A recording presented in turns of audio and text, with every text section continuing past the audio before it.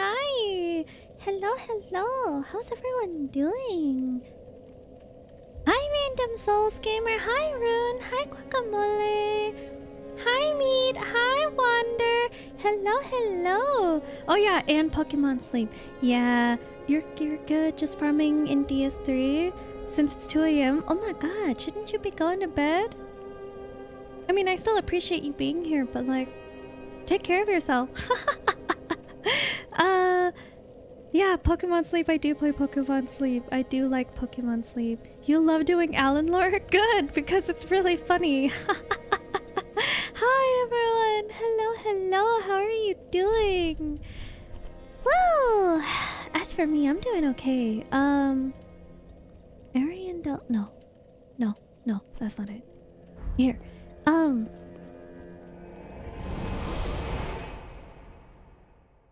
Guacamole, I don't think it's an accurate death count. I need to go back and like figure out what my actual death count is. I meant to do it today,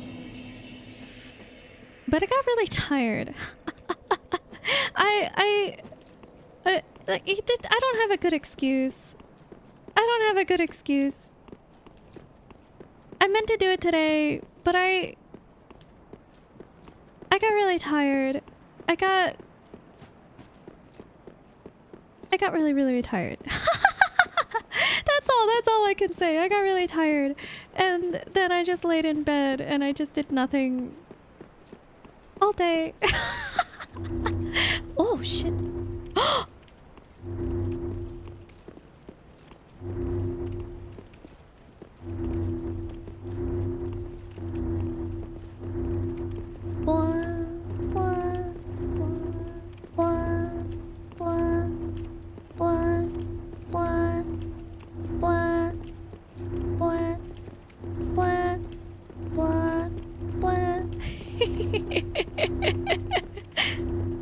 I don't know why I'm having so much fun with this. I need to stop.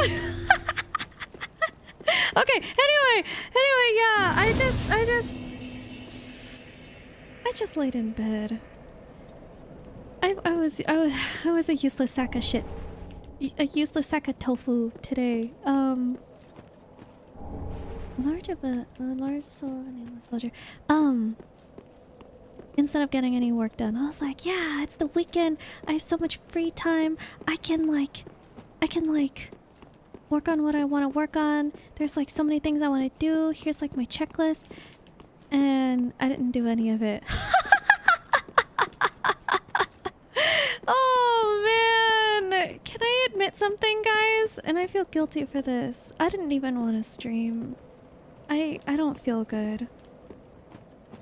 I don't feel good. I didn't even want to stream. I was like, everyone's gonna know that I'm not feeling good. I'm not gonna be on my A game. And I was like, no, I want to do this. I want to do this. And so here I am, guys. Have you ever noticed being here at ungodly hours? Whoa!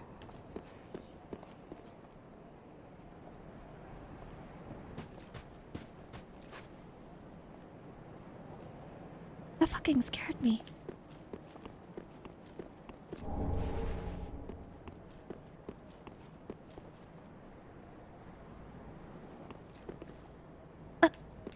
Okay, let's go.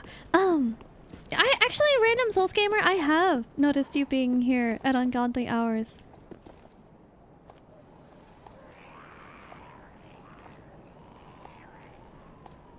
Their armor is so cool.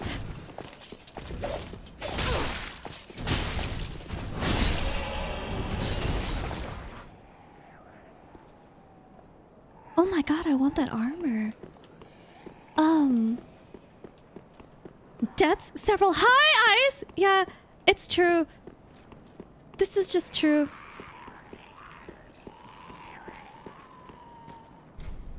It does not open from this side.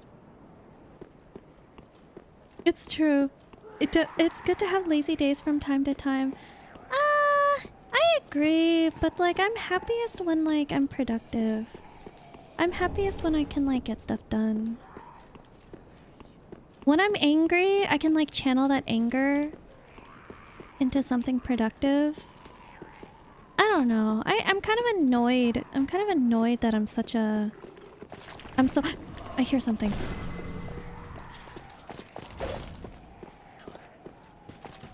I'm so annoyed that I'm so beholden to my mood. Oh, fuck!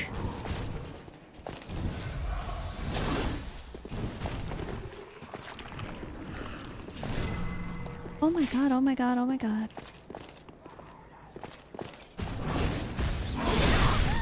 Ow!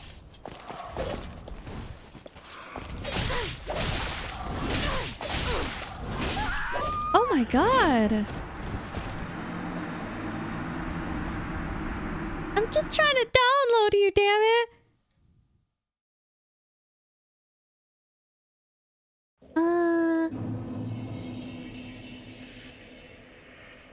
Hi, Wheel! Hello, hello! Fograve, oh, you're already here? Yeah, I am! It's the weekend, you baked bread? Ooh, you baked more bread? The same as you don't push yourself? Yeah, I won't push myself. I won't. I won't push myself. Wait, they don't respawn?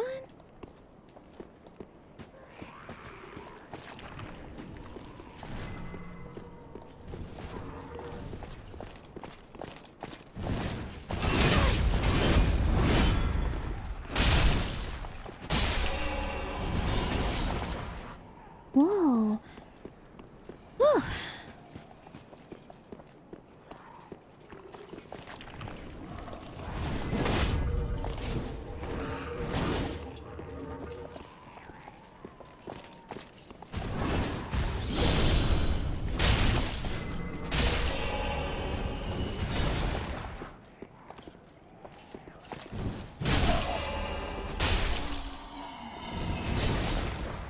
Oh my god. Okay. Nice. What kind of bread? Just sandwich bread? Yeah, because most of the time you say what time it is here. You're the happiest when you get stuff done too. Today was a super lazy day. You missed gym for the first time in a while. I should go back to the gym. I felt really, really good when I was like going to the gym. Or maybe I should just like figure out how to work out at home. It's just that, like, when you go to the gym, it's like a different area. It's a space dedicated to working out. So like I can focus on like working out. At home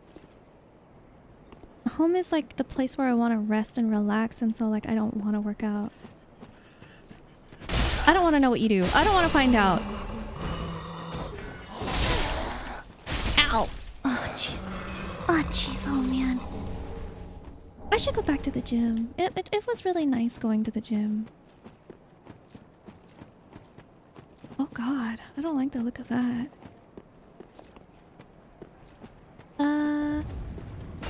And it was super— Ah! I was looking at Chad! Okay. Okay.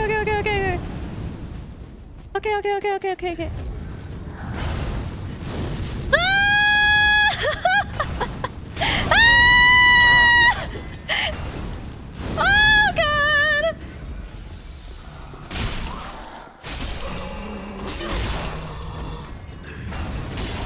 No! Oh fuck.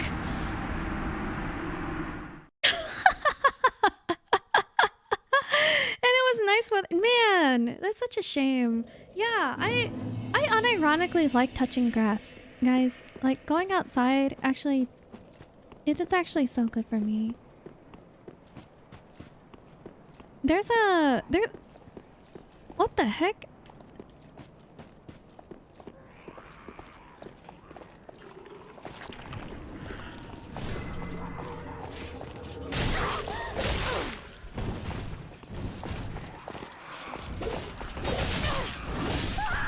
Oh my god.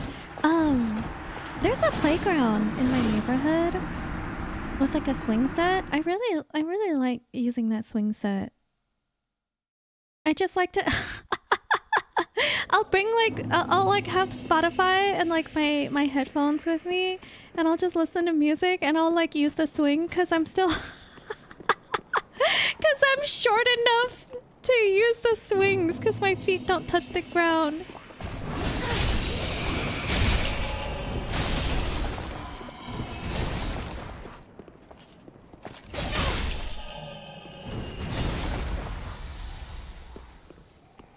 The streamer, no stream, we still appreciate you. Don't push yourself if you don't feel right.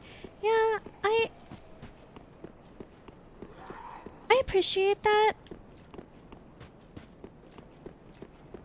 Today might be a short stream because I just don't feel good.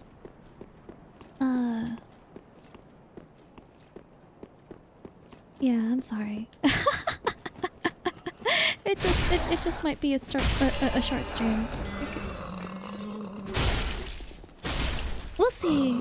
I don't know. Like when I start streaming, I usually feel pretty good after a bit.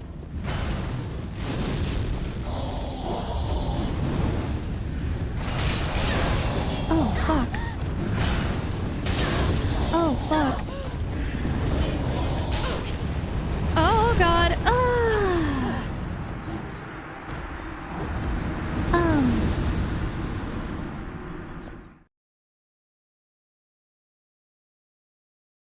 Yeah, we'll see how I feel in a little bit.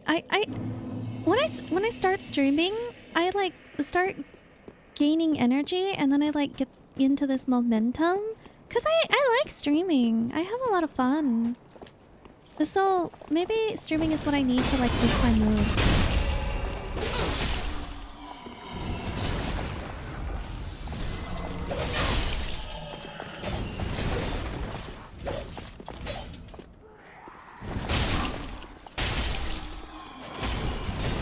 Wow, I really want their armor. It looks so cool. We'll see. We'll see. We'll see in a little bit. We will reevaluate. We can always course correct.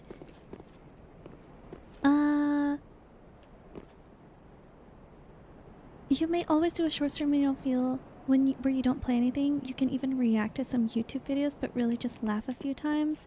I don't know. That seems disingenuous.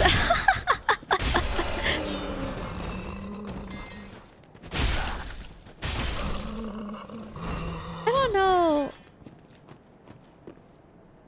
don't know if that's not really like my kind of thing. Streamer wants to be a robot. By the way, you have the DLCs. I do. I do. I think you live close to Russia, or I don't know. I live in Finland. You are Russia's neighbors. And then, oh hi, big hug, happy Saturday. Yeah, happy Saturday. Short. Ah, fuck! I was distracted. Uh-oh. Focus, focus, focus, focus. Don't. Ah!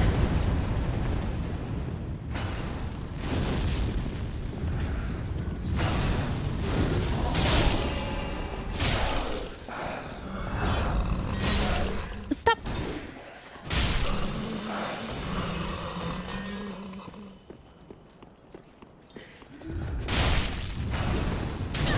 What? There's another one?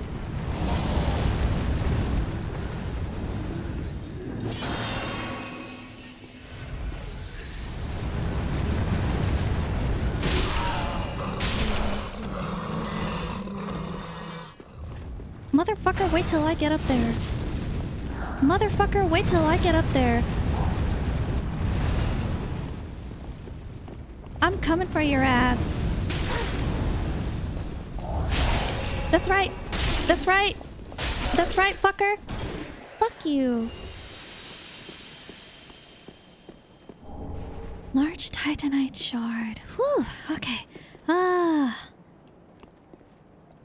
Short exercise routines every day add up, but yeah, location and all that applies. Yeah, I need to like figure out exercise routine. In the beginning, oh god.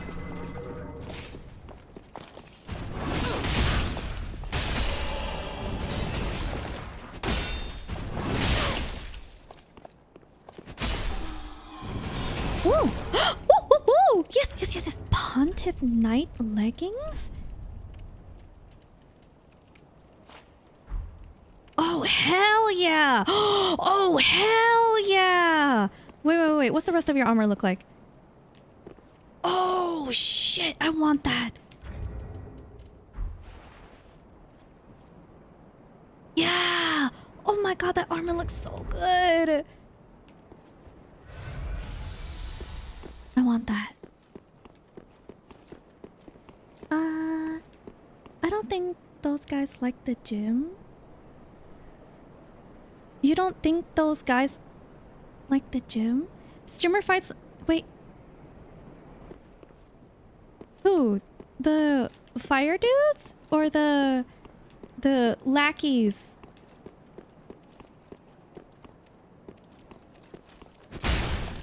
What the hell?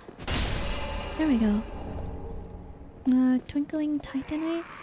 Streamer fights homeless people with sticks, then dies to stick with fire. Grass toucher, you touch grass and you were thinking about baking some cake for fun? Ooh, random Souls gamer, are you a baker? Well, I guess you are. That's kind of a dumb question at this point. You bake bread and you bake cakes. Yeah, you're totally a baker. If bake stuff, then baker, right? You like nature, but you've been in a cave for a long time. The cave is comforting. The cave is comfort.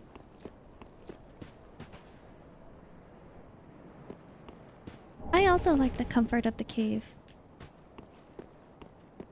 The problem is I can get complacent in the cave. For me, anyway. And so, I like to just go outside. Pokemon Go helps me like start touching. Fuck. Bonfire. Pokemon Go helped me start like touching grass because I like Pokemon.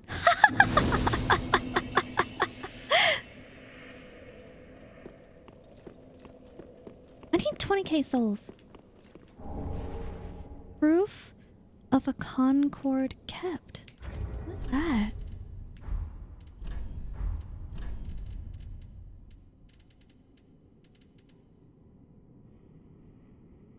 Proof a dark spirit was felled by a blue sentinel. Oh, cool.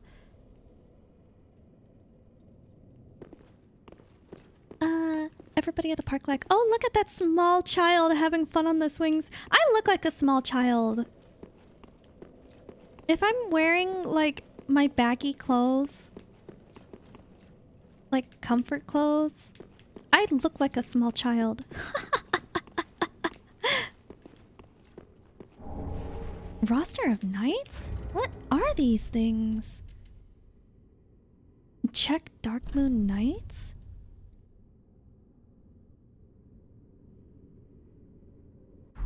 Oh.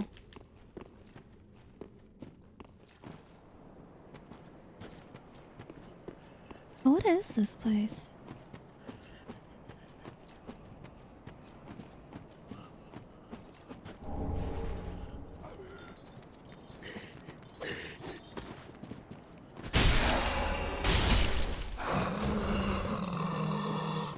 I knew I heard them. Is that cave called Room? Yeah, it is. Yeah, nice. Run of every enemy, bed of chaos. Hitting go live and saying hi counts, hanging out and talking extra points, sharing things you like, double extra points. It's not your style, but it's a compromise if you need it. Yeah, it's like an option, right? It doesn't hurt to have options available.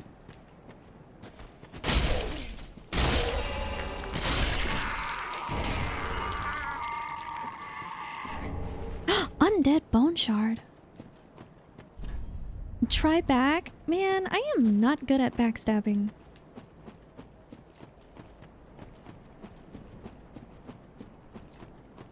If you hear, I'm coming for your ass, run as fast as you can. No, by the time you hear it, it's already too late. You farmed this area for a while for these guys' armor. It's so good.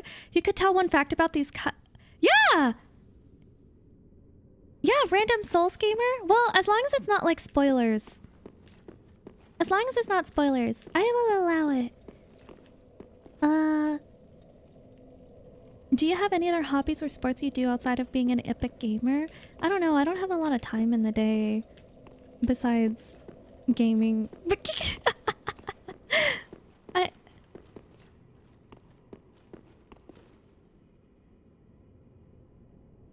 Wait. Do you guys hear that? Oh. Oh, never mind. It's not in-game. It's outside. It's outside my house.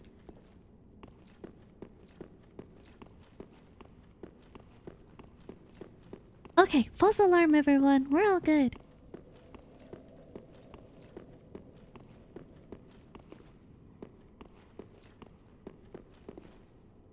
I kind of want to farm these guys for their armor.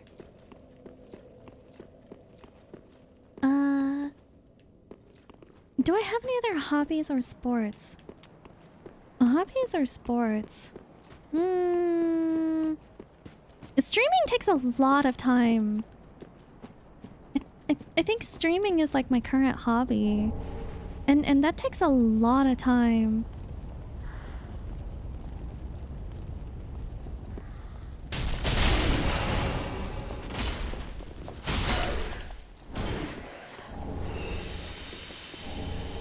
Large Titanite shard. No, I want your armor.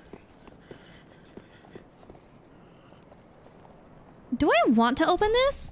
Okay.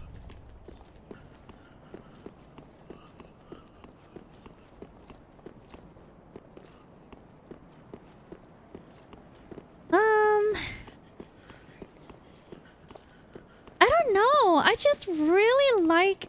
Because, like, for me, it's not just sweating in video games that I really like. I'm kind of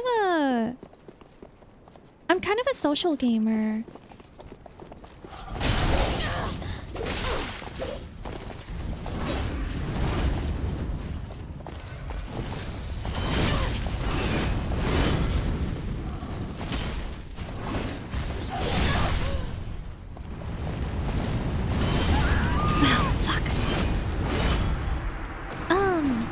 Social gamer. Like, I like to play games, but I also like to play games with my friends.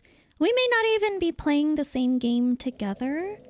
We can just be in the same call or in the same room, and we just talk about games. We just talk about games like, oh, like, what are you playing today? it's like, oh, I haven't heard about this game. And like, you know, this is gonna sound weird, but sometimes I like getting into fights too.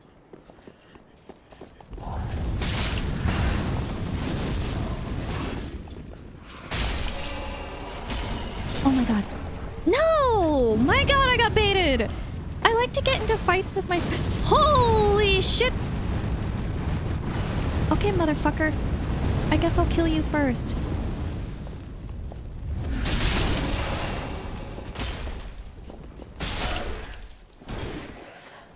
Asshole.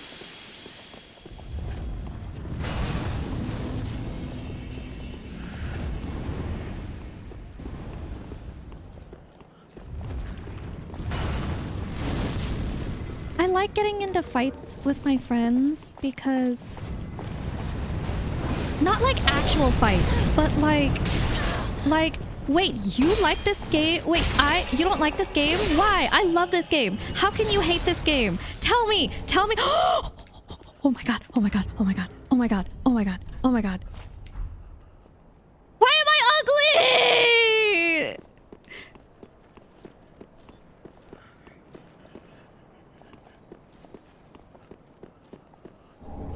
Lightning jab? I'm coming for your ass. Wait, my mouse!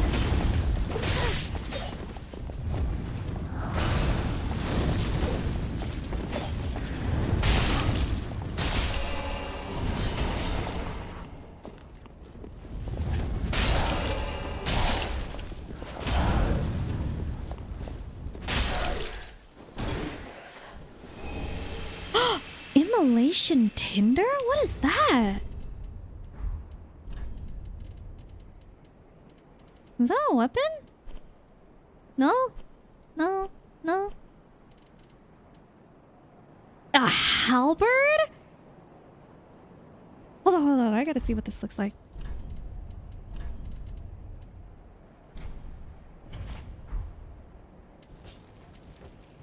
Whoa.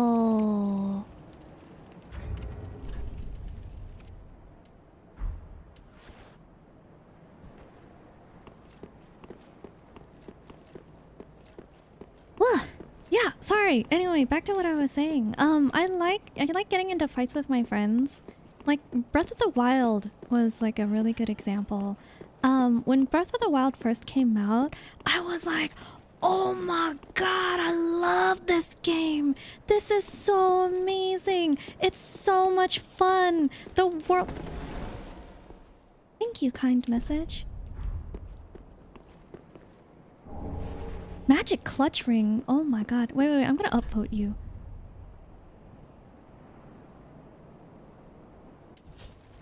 How do I upvote this? I've never done this. Nope. How do I upvote this?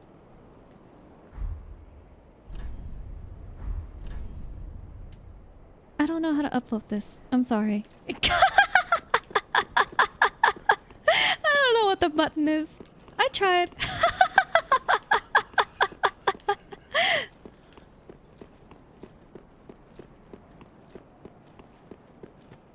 Hold on, there's something important I must do. Really quick. Yeah, and like I was getting so upset with my friends who like didn't like Breath of the Wild. I was like, how can you dislike Breath of the Wild? How? What is it that you do? What is it? Like, help me understand. But I was like getting like really like, I was like getting really I was getting really heated. I was getting really passionate. And like, they would tell me, I just don't like it. Like, the combat is not interesting. It's repetitive. And I was like, what? How? Like, there are so many options. You can literally fuck around with, like, so many items. And, like, that's, like, the kind of, like, argument that I like to get into with. It's because, like, I want to understand. I know that, like, my way isn't the only way. And so I like to, like, talk about what it is that people like or dislike about games, even if it's the unpopular opinion. Where am I going? Oh, yeah, I remember.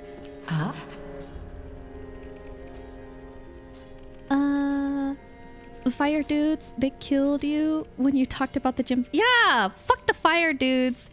I bet they don't even go to the gym. I bet they skip leg day and push day and pull day. They just skip the gym. Yes, you are a real and actual baker, but also a random Souls gamer. Had to loot a lot of bodies of armor that wasn't bloodstained. Just not even gonna read the lore. I'm in a position I can actually read the lore now.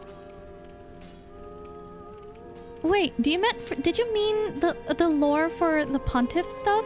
Because I will. I'm in a safe place now. I did not feel safe to stand around to read stuff. I felt like I was in constant danger.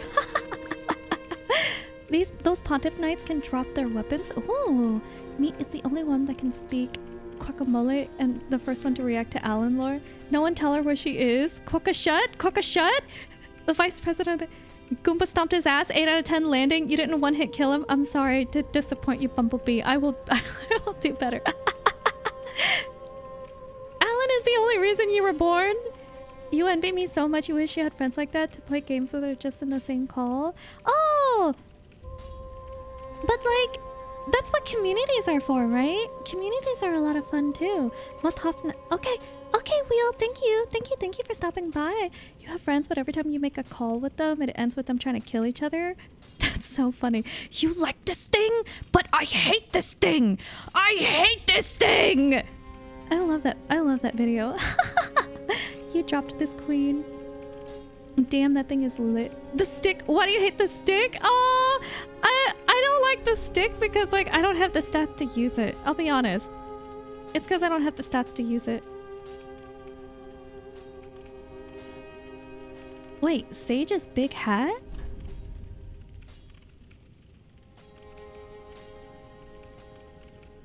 Oh. The pair are said to be successors to the great sage Logan? Oh, fuck, I need this hat.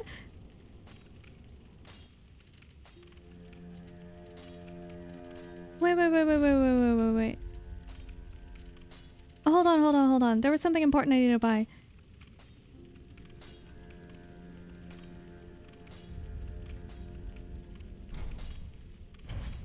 Okay, boom. Ashen Before One, I was tempted. be sure to bring more. Welcome, Husby. Ashen One, so I'm Ashen. Farewell. Okay, now how do I find where to use this key? You dropped this queen? I'm so ugly. How do I find where to use this key?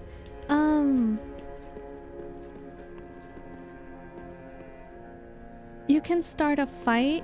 Breaking Bad is dumb. I haven't finished Breaking Bad. I watched up to like a certain episode that was like really intense. And I never came back. Oh, champ, do you wish to hear? Have a pleasant journey, champ. So I cannot opine on Breaking Bad. When you say that Breaking Bad is dumb, do you mean like it's bad for society? It's like dumb as in like it's not unintelligent, or it's just a bad show? Ice, why do you think that Wander, that was too fast to be buying into the bit? Are you breaking? Is it bad? I was very like, what? My way or the highway? I meant the lore for the ear. What ear? There's an ear? That's an ear?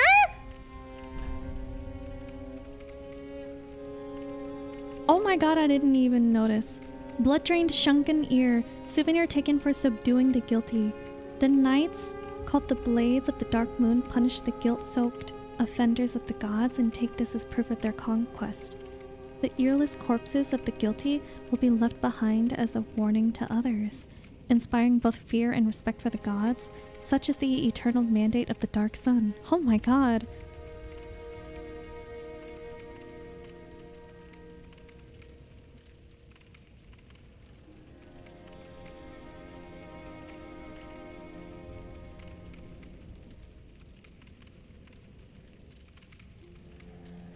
Did I miss any lore? Crystal Sage. Did I miss... I'm trying to double check if I missed any lore. I think I'm good now. Profane flame wielded by the Erythilian witches. Frigid spirits roaming the Boreal Valley. Oh. You don't like dramas about characters you don't like? Yeah, that's fair. Valid. That is significantly better. Searcher, what hill will you die on in terms of gaming? You want to hear my hottest take? Oh man, I have to think about this.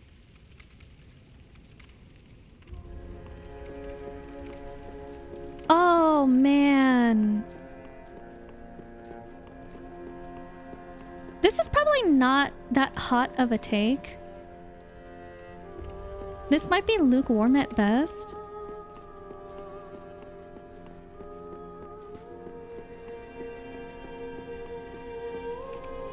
Well, okay, I don't know. I don't know. Maybe this is not a hot take. I don't think Alan Wake 2 should have won Game of the Year. I don't think that's a hot take. I think the real hot take is that I don't think Baldur's Gate 3 should win Game of the Year either. I think my hot take is my hot take is that I think Tears of the Kingdom should have won Game of the Year. Where do I use this key?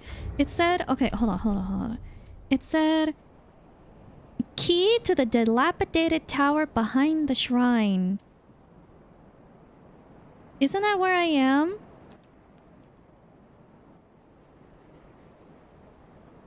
Key to the decrepit tower behind Firelink Shrine.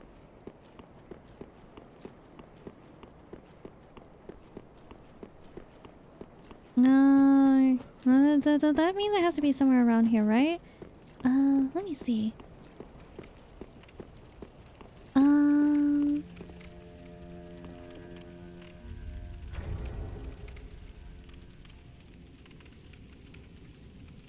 Plin plin plon. Was it episode 6 when the trailer exploded? It was... I don't remember what episode number this was, but it was the episode where the dad of a character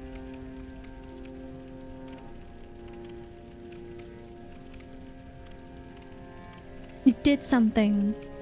I hope that was like vague enough to avoid spoilers, but specific enough for you to know what I'm talking about. It was a very intense episode that led to like a very like big moment.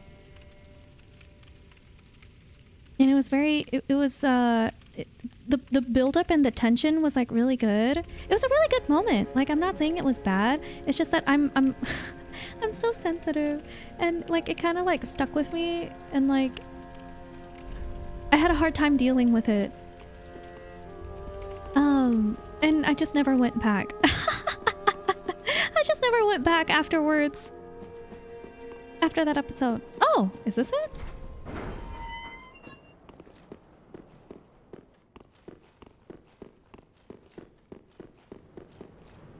You know this goblin IRL?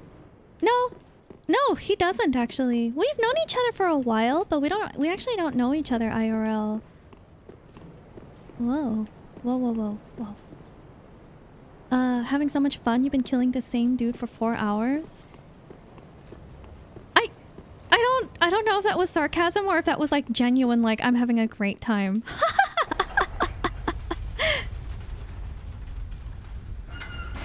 Nope, we met testing. Yep, alpha testing Palia. That's where we first met. And I broke the game. But it was okay because they wanted us to break the game because we were alpha testing. I broke the game in a way that like had them oh my god. That had them shook. I'm not gonna lie, I'm kind of proud of that. I'm proud of how I broke the game. I can't tell you for NDA reasons. But I'm proud of what I did. A lot of what I did definitely like influenced their development. Oh man. I definitely broke the game. They were like, oh god, we can't have this. A Firekeeper's soul?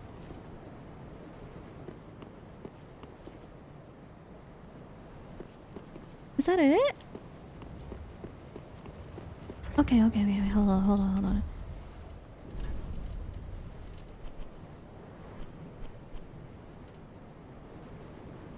The soul of a Firekeeper who returned from the abyss.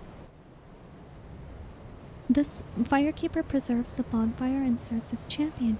She is said to have soothed and accepted the dark sigil, which has tainted her soul, and yet her soul will one day embed itself in the bosom of another Firekeeper.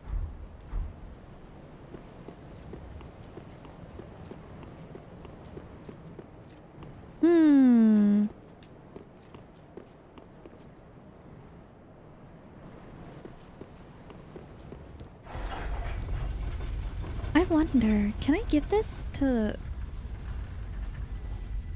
Can I give this to the Firekeeper? Wait a second. That wasn't locked before, was it? Sorry, friend. Be more careful. By the gods, curiosity is gonna kill you kittens. Some places are better left alone, you know. Oh, sorry. Am I a tad too late?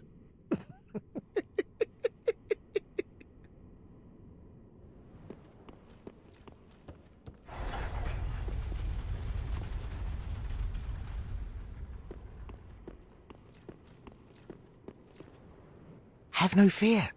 There's beauty in death. Besides, you're amongst your own. Plenty of company, right?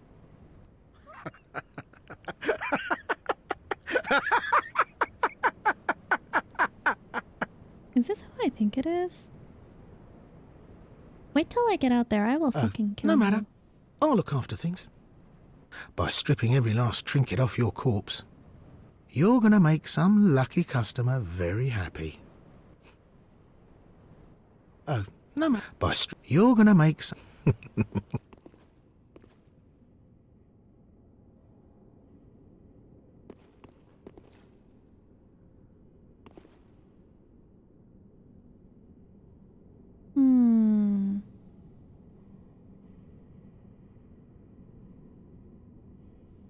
Is there a way down?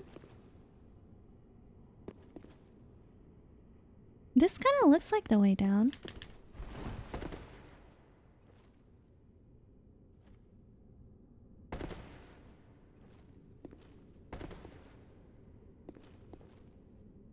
Motherfucker, wait till I get out there. I'm gonna fucking kill you. You fucked with the wrong person. Estus ring? What's this do?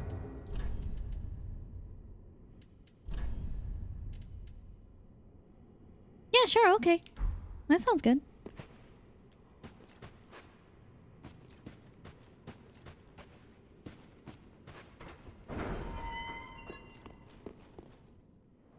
Oh, neat! Oh, and I already killed the PvP guy, so I don't have to deal with him here. Yes, the Covenant grind, just like DS1. Okay, Wander, thank you for the lurk. This is worse than DS1 grind. Did you find anything familiar in Irithyll?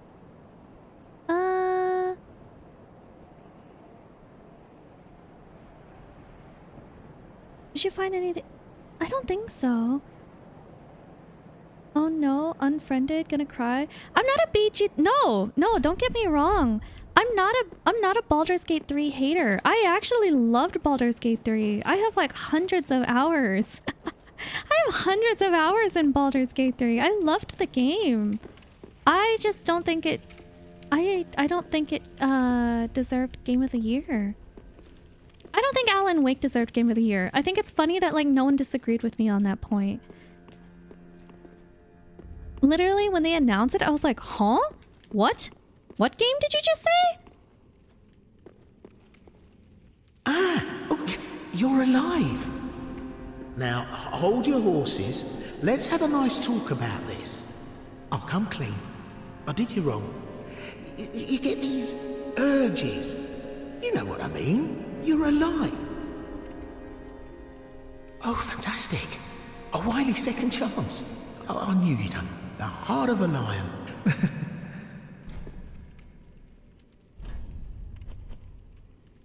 Oh wait, you actually sell stuff. I was actually about to kill you.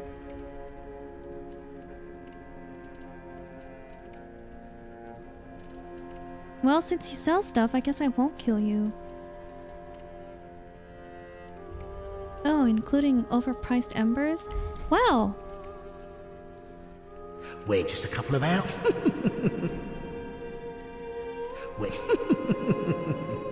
Wow. Can't find anything you like. Well, you could try. I almost killed him. I was in position to backstab him and everything. But I mean, if you're a merchant, I guess I'll let you live.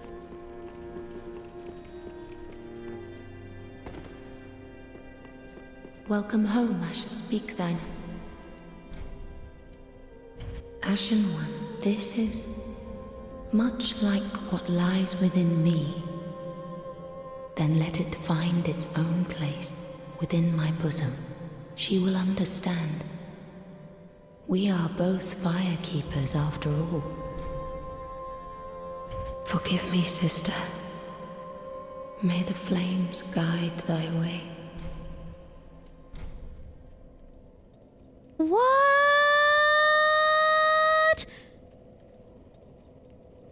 Is 78,000 souls to heal the Dark Sigil? What? Ashen One, so I was Ashen. Wait, why is it so expensive? Farewell, Ashen One. What? What?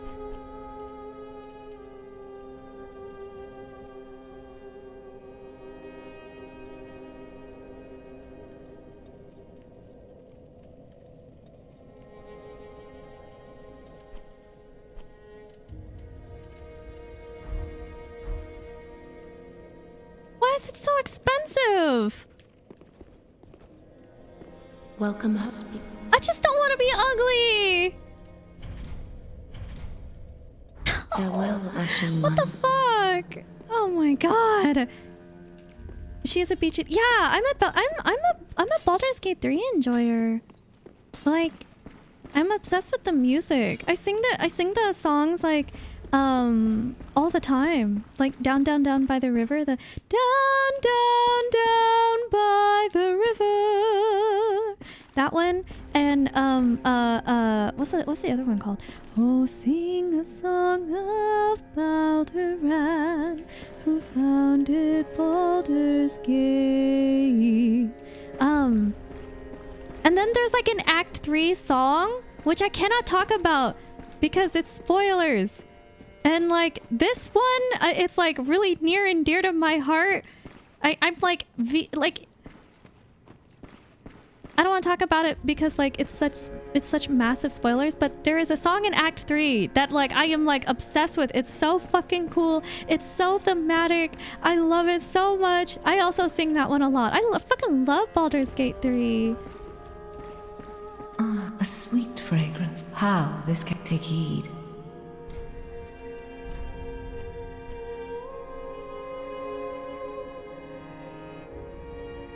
Damn. Our lord, knowest thou of a youth named Anri? He is hollow, and will join thee in wedlock. I'm sorry, what? A fellow of mine guides him at this moment. When the time is ripe, thou mayst make thy salutations. That's why Anri is the For opposite what gender? Lord taketh no spouse? What? Who decided this? Our Lord and Liege, knowest he... Till we meet again, may the... What the heck? No one told me this. I don't get a say in this? Oh my god, wait, Anri really is the best friend, the best friend, childhood friend option of dating sim games. Agree, I haven't played DS3, but the platinum... Chat, she baited you? You're fuming? Wait, baited you with what?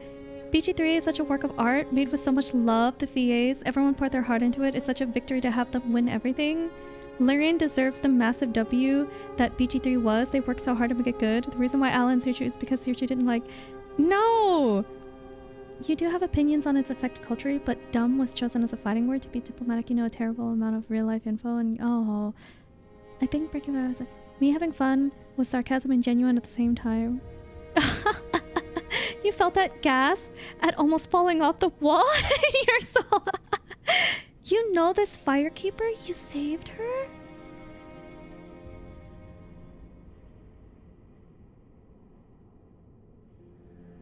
From the abyss, though?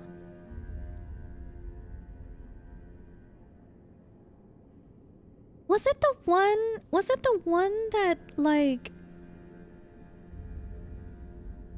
I forgot his name, but the one that was killed by that one knight? Lotric? Lotric of Karam? Was this the firekeeper that was killed by Lotric? And then you, like, got her soul back? Suck patches with the dark hand. If you say no, you will cry. Or better, use the dark hand. It's the cost of the 5 free levels. Talk about high maintenance, 78,000? How did this happen? How did this happen? Healing the dark sigil was like 1 million, so you're saying it's just gonna get more expensive?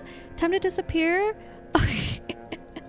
Alright, Guacamole, have a good night. Just make an OnlyFrammed account to pay for the dark sigil healing. Oh my god, what would I sell? Like feet pictures of Guinevere? Wait a minute, I might be onto something. You would also like to find a place in her bosom. Respectfully! I'm trying not to... Dude, she keeps saying sussy shit, and I'm like trying so hard. I'm trying so hard not to acknowledge it. Like, Firekeeper, can you stop saying sussy shit? I guess you're allowed to say it, but like... Can I have a dude who's equally as sussy? Is that so much to ask for? You wish someone find a place in your bosom disrespectfully? Pull out if anyone cares if it's spoiled. Good chance that nobody even cares. The song that is from BG3.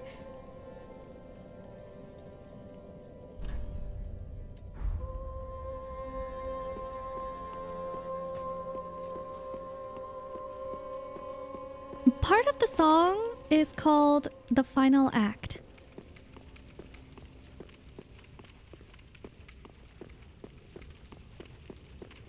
And the rest of that, if you want to look it up, that's like enough information to look it up.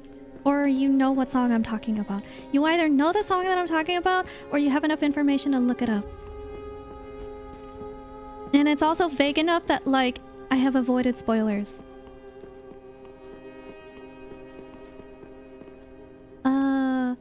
Didn't like it either if it held... well, if you think Tears... And you loved... It's not that I think... It's not that I enjoyed Tears of the Kingdom. Hold on. I don't think... We have to pocket this discussion. We have to pocket this discussion because, like, I actually have legitimate reasons why I think... I have legitimate reasons why I think Tears of the Kingdom deserved Game of the Year over Baldur's Gate 3. And you can still disagree with me afterwards. Erethiel of the... No. Church of Yorshka? Yeah, sure. I don't know.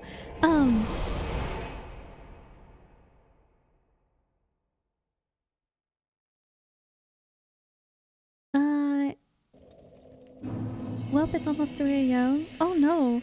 I get that people find it... Random Souls Gamer, are you gonna be okay? I guess it's the weekend. You're probably gonna be fine. She is such a sussy baka, keeping the flame and all. You know the song that I'm talking. Yeah. And to be fair, wait, Rune, what was your favorite song in Baldur's Gate 3? Do you have some ingredients for some cake to bake? What kind of cake are you gonna make? It's such a tease. It is your favorite. Is the final act? Is your favorite song? It's such a cool song. Oh my god. And like the associated encounter to like hear the song, I'm like, oh my god.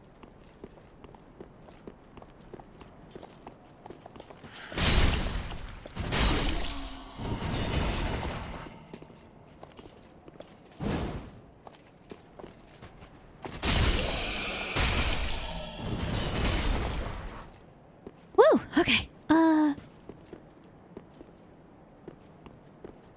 Oh yeah, great acting. I would argue as want to debate you on Tears of the Kingdom versus... Yeah! I'm interested. I actually have this debate all the time because I have friends who disagree with me. But you did ask me for my hot take, okay? You did ask me for my hot take. My hot take is that I think Tears of the Kingdom should have won Game of the Year.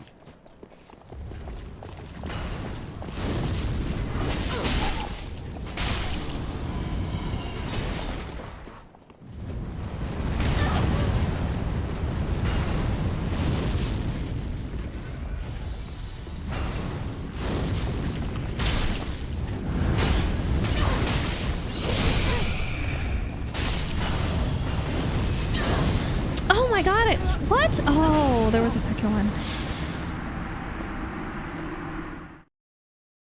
My grandfather's deck has no pathetic arguments. We can talk about this, but like it'll be really difficult. It's really difficult for me to play video games and like have cohesive thoughts at the same time. But like I have thought about this, I have debated this. I do they are there, but like I cannot present them in a cohesive like in a cohesive manner at the moment. And I'm not just making excuses.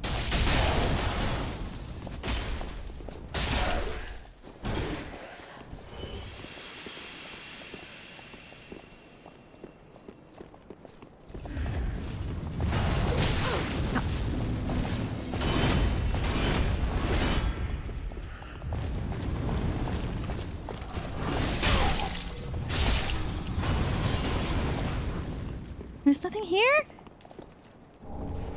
Oh my god, we are so fucking cute.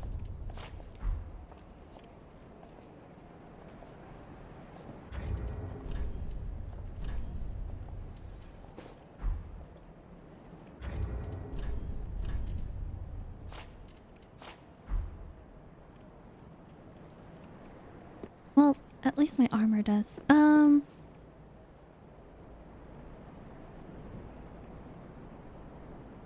Bryan Cranston is a killer actor. He's incredible. Searcher, because you play your RPGs as Iron Man mode, you had to replay BG3 all over again because you failed to save her on your first playthrough. The second playthrough, you had blood on your eyes throughout the whole campaign. Aww. The thing with Tears of the Kingdom is that for all its brilliance, it's deeply flawed in a way that BG3 isn't. Should I just close this game and like turn this into a just chatting stream? Would you guys be okay with that? Because this is like a topic that I am very excited about. And it sounds like you guys are interested too.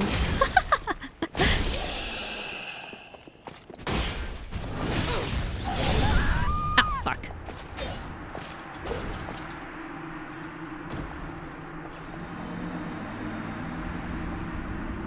For some reason, a part of Malcolm sometimes is the firework that lights over.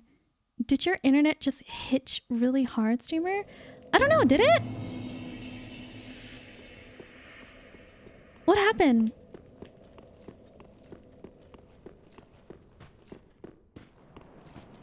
It might have. It's been doing some weird hiccups recently.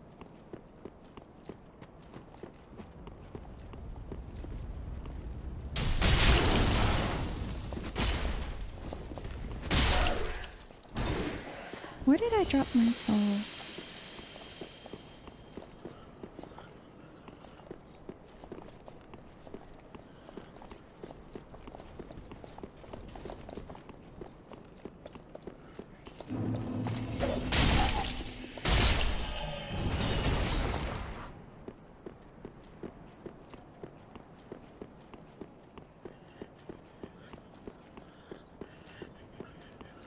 Okay.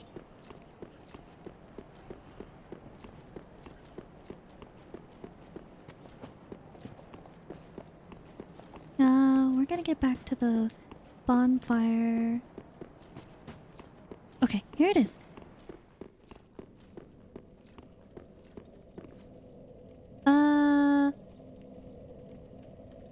Do it. Twitch chat is a really bad medium for it. You're right. Just talking. Well, damn, you cut your finger. Oh no!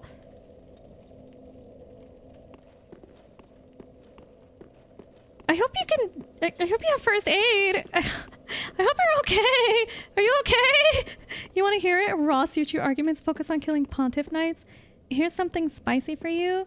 You think Tears of the Kingdom is a bad game? Not even joking. My take is that the game where you need to completely make soup and swords are disposable. Hard disagree. You were expecting more after what Breath of the Wild brought to the table. For example, Genshin Impact ran further with the Breath of the Wild formula than Tears of the Kingdom did. That's a shame. That's like saying you ate at a 2 Michelin star restaurant and expected more trouble. Oh god. Wait. Okay, if I do this, guys, you have to promise you will not get mad. Okay? And this is not... You will not... Like, you can get passionate. You can get heated. But do not turn this... Do not make this personal. Okay?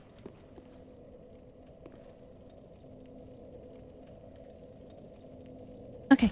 I'm gonna close this game.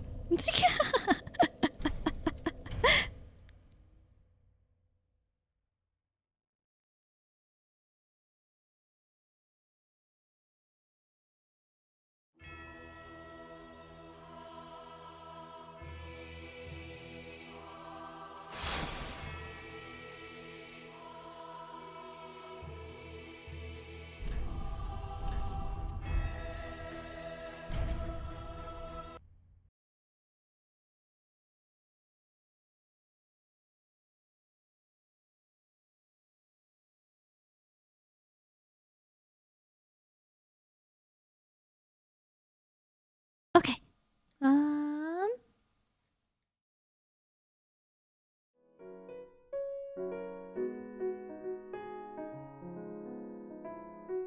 Alright, you asked for it. We're gonna debate Tears of the Kingdom versus Baldur's Gate 3. Okay, let me just catch up with chat really quick. Suture, we are here for you. We're not here for Dark Souls 3. Oh, I'm glad. Thank you. It's not a deep wound, so you're fine, but it's annoying. Yeah, I'm sorry. It probably hurts too. I hope you can take care of it. IDK, you're here for DS3, JK. You never take anything personal. You're okay with other people having different tastes and opinions, even if they are wrong. That's what I'm saying. Like, it's fun. You know, I don't know. I don't know if this is like weird. It might be abnormal, but like, I like debating things like this. But like, I have to like make sure that all the parties involved agree to have like this discussion, to have the debate in like good faith, right? It's not like you versus me, it's us versus ignorance. We're here to understand. That's how I like to see it. So like when I say that I fight with my friends, I don't mean like literally. But I do get like very intense. I'm like, what the fuck do you mean you hate Breath of the Wild? What the fuck? What do you mean you don't think it's a good game? How dare you? I'm not exactly. Anyone who doesn't agree with me, you don't like that thing? But I like that thing. I like that thing! I like that get passionate, you don't care. For real, is it the suit Zelda or is it the second suit Zelda? Anhedonia? Ice, I'm not sure I understand what you're referring to when you say soup. We are very alike. You love when people speak their mind. I gotcha. No good faith. Me argue with streamer. Wait, is there an emote for this? Yeah.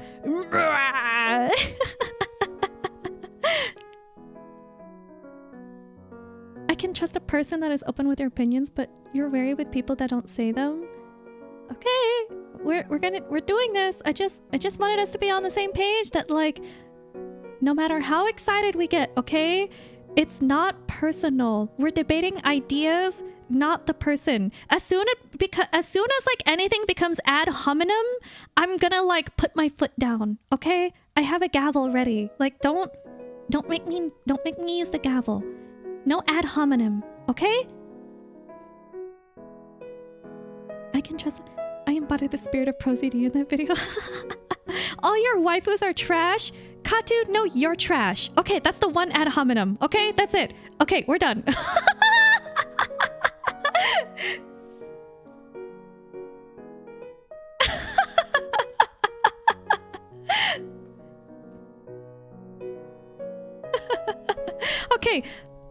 Okay, let's start. Sell me Tears of the Kingdom. Why is it so great? And man, this is like, I wish I had a better memory. Because, like, man, Tears of the Kingdom is so good. And, like, I think there's a false equivalence when I say that, like, Baldur's Gate 3 did not deserve Game of the Year. And like, people are falsely equating that to me saying that Baldur's Gate was a bad game. No, it's not. It was a fantastic game. It was an excellent game. I fucking loved that game.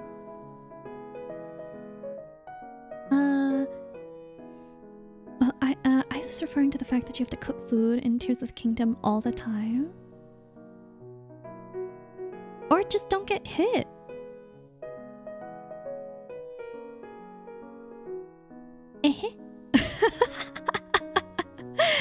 Just chilling here farming the same night like fuck. Sutra says anything. You stinky ree! Ad hominem, where's my gavel? Bonk! You're stinky? How's that for ad hominem? Don't fuck with me! I'll cry! Is that what you want? You read in sine waves? Random floods of bonks. Abderran, put your foot down, free step is. Abderran, don't make this weird. You fucking, where's the spray? Thank you, meat. Yeah. Hi, Abderran, how are you? You can't even remember why you like it. Checkmate atheist. As a premise, you love Zelda and you loved Breath of the Wild when it came out. There's also things you've never touched. Oh, you've never touched a Zelda game? That's crazy. Don't get hit. Oh, why are some females so violent? Like what? What are you talking about? Anyway, hold on.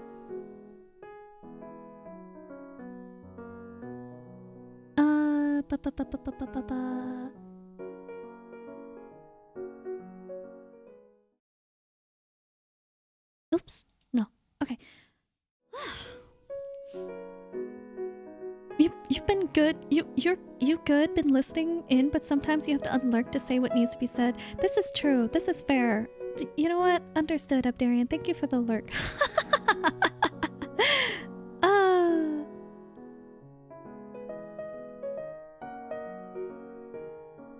There's two ways.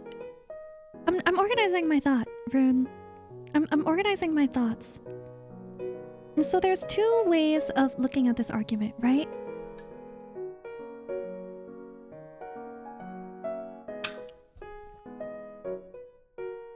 One is, why is Tears of the Kingdom good? Like, why Tears of the Kingdom deserves Game of the Year? The second part of this argument is why Baldur's Gate 3 does not deserve Game of the Year. You just want to say my just chatting layout is cute? Thank you! Oh, thank you! Thank you. I worked hard. I worked hard to like build it. I was like moving stuff around. And thank you.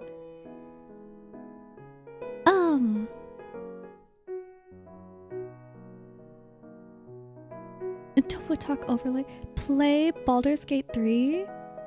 It's a masterpiece. Yeah, for sure. Definitely do it. It is like an excellent game. Okay, I'm trying to organize my thoughts. Here's point number 1. Because I think this is the easiest one, which is why I'm going to start with this one. Baldur's Gate 3 does not deserve Game of the Year because... Wait. You said Tears of the Kingdom should have won Game of the Year instead of BG3. You can't just say BG3 has flaws. You need to make an argument. That's what I'm saying, Rune. Rune, that's what I'm saying. There are two like major points that I need to make. One is, why is Tears of the Kingdom a great game that it deserves Game of the Year? And then the second part is, why did BG3 not deserve Game of the Year? Right? Because like we can talk about the merits of Tears of the Kingdom all we want, but does it make it better than BG3? Right? Like if they're both like phenomenal games, we have to talk about why BG3 is not the better game. So that's like kind of how I'm building my thoughts right now. It's all cooking. It's all it's all there. It's coming together. It's coming together. So like I'm gonna go with like the easiest point that I can like formulate at the moment, which is BG3 doesn't deserve Game of the Year. Yeah, for sure. That's what debates are, right? It's gonna be messy. It's gonna be unorganized, but I think it'll be fun. Yeah, okay, so it helps me write out my thoughts. So if you hear me typing, that's like what I'm doing.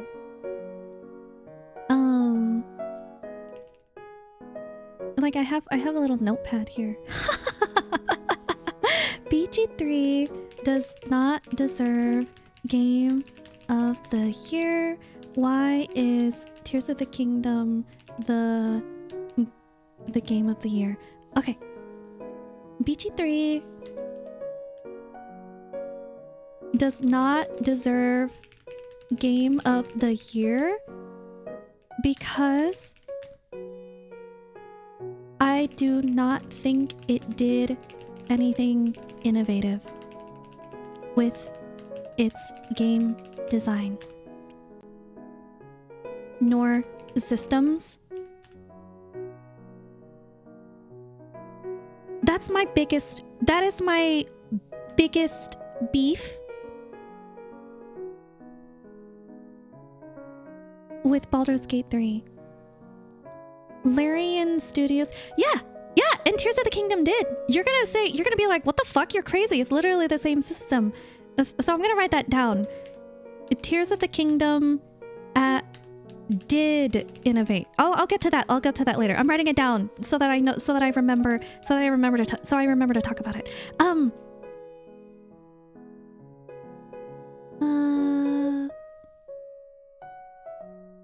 Not in a hurry, take your time, buddy. Oh no, I don't like the way that you said buddy. I don't know, that was a little... I already that felt adversarial. Oh no, I'm in a hurry, speed it up, Stinky, and Tears of the Kingdom did. BG3 was locked into a license agreement with one of the... I wanna... Can you expand on that?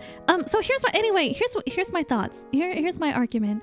I don't think Baldur's Gate 3 did anything new.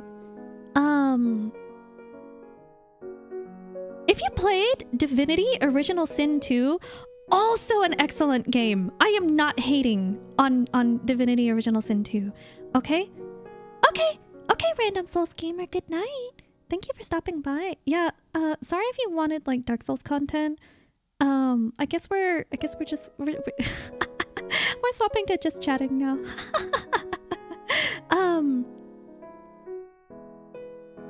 Anyway, I need to finish my thought.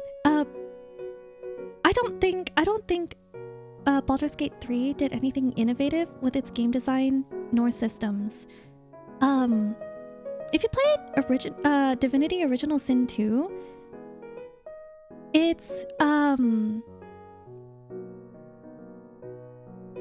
It's the same game.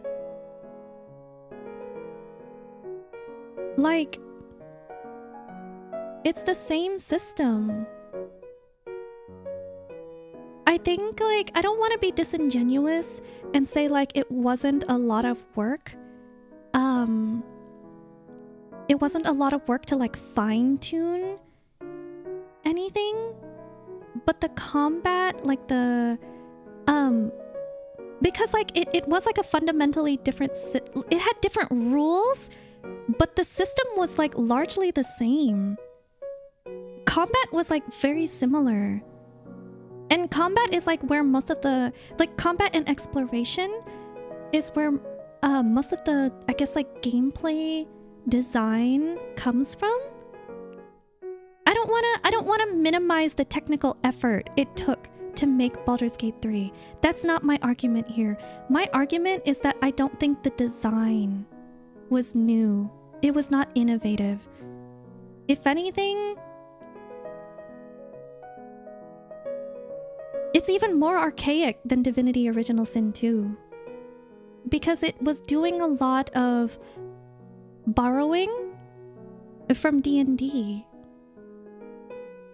Like, the combat system was just a slight adjustment from the systems of Divinity Original Sin 2. In terms of design.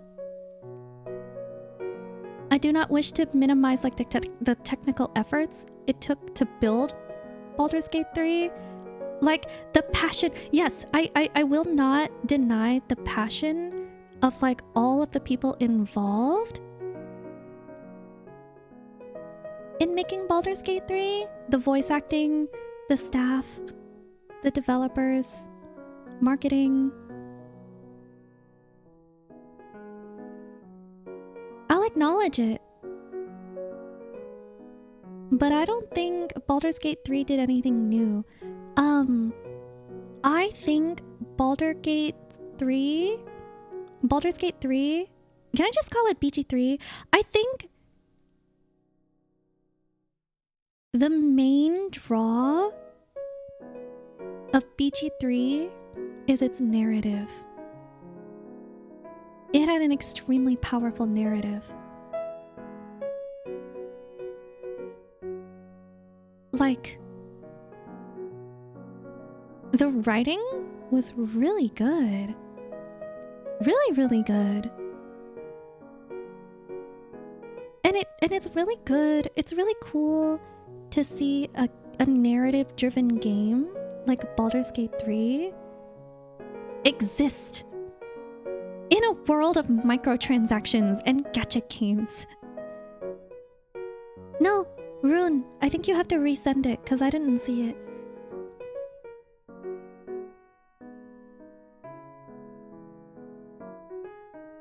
So that's like one major point I had was that, like, I don't think Baldur's Gate 3 did anything new in terms of, like, innovating its systems. It was more like adapting its systems, its, like, currently existing systems to fit the rule set of an existing game. It was like an adaptation. And then, like, they had really good story. Really, really good story. But that's it!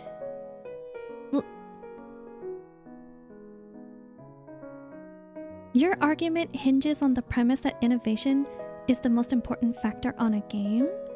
You vehemently disagree with that. There are merits in refining a formula to perfection. Sure, the systems are an evolution from Divinity systems, but the storytelling, the presentation, the characters, the feeling, the atmosphere are all refined to a teeth. Everyone was enthralled by the world they created, the narrative they sold. If that's not what the game should strive to do, then you don't want to live in that world. Yeah, that definitely got nuked. Oh my god.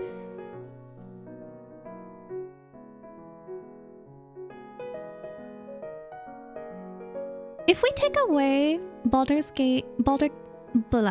if we take away BG3's narrative, what do we have left?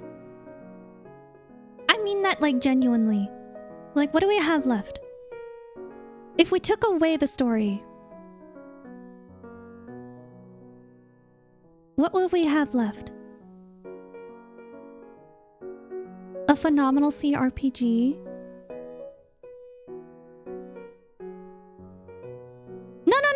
No. We're not making that equivalence right now. We're not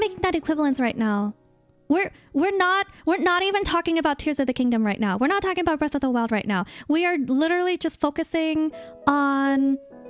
We're literally just focusing on Tears of the Kingdom. No, I mean, sorry. Baldur's Gate 3. Sorry, I can't stay long, but you wanted to stop by and say, hi, my subtag. Hello. Thank you for stopping by. My stream looks great. Oh, thank you. You're trying to say that RPGs are vehicles of storytelling?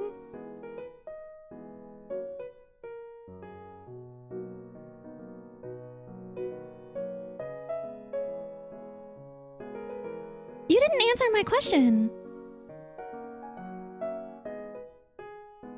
Well, Meat did, but like, if we took away the story and the characters... Woo! Hi, Steve! Oh my god! Thank you for the 3 months! If we took away the story and the characters, what would we have left? This is a genuine question. This is not a question to like bait out negative points. This is a genuine question. Like, we're here to dissect. We're dissecting what Baldur's Gate 3 is right now. We're dissecting it right now. We want to operationalize. We're trying to operationalize right now. Thank you for the 3 months, Steve. Hello. How was stream? Huh? BG3 set out to do 2 things. 1, be a sequel to BG 1+2, and 2, be a D&D CRPG, and it knocked both of them out of the park. He is being invaded while he resubs. Oh my god! He's gonna get invaded again.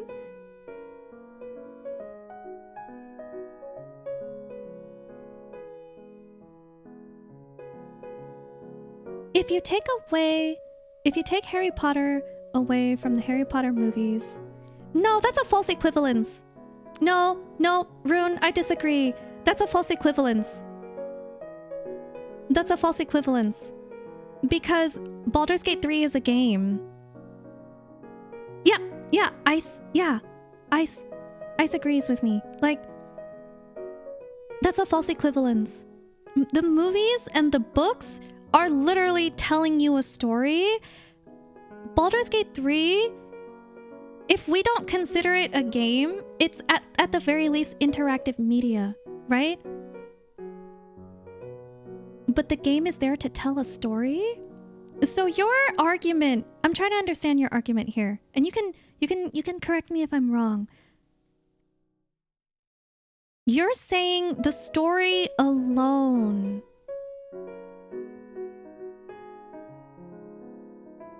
constitutes Game of the Year.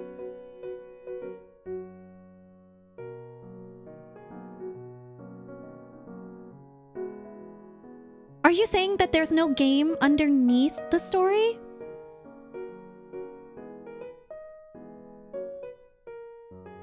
Because if it's not even a game, then it shouldn't even be considered for Game of the Year.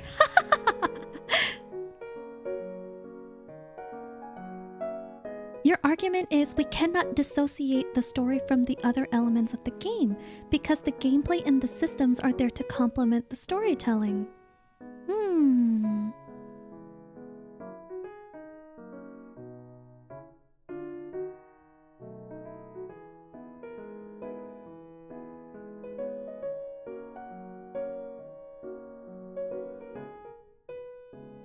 And in terms of innovating over DOS2, the UI UX is infinitely better, the gameplay is more engaging and less finicky, the classes are better designed, the world is insanely detailed and adheres to the source material nigh perfectly.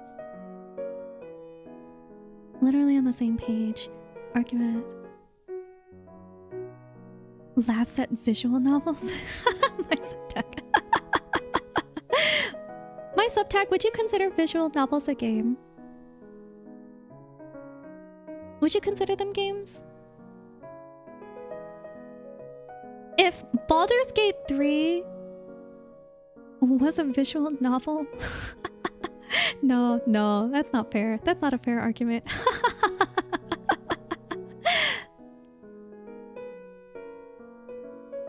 I think, like, if you consider games an interactive entertainment experience, then sure, visual novels are games.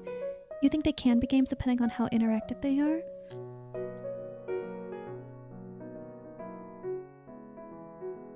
I think we should focus. I almost like went on a tangent and I was like, wait. Sirchu, let's focus.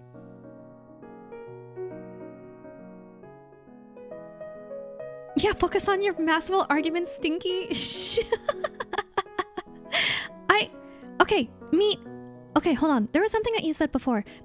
In terms of innovating over DOS 3, I don't think that's innovating. I don't think it's like bringing anything new to the table.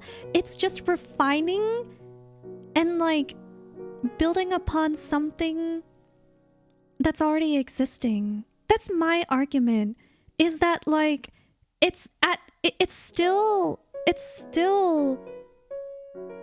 a very similar system. And I'm pretty sure that's why Wizards of the Coast asked Larian Studios to make this game. Because of their existing system with...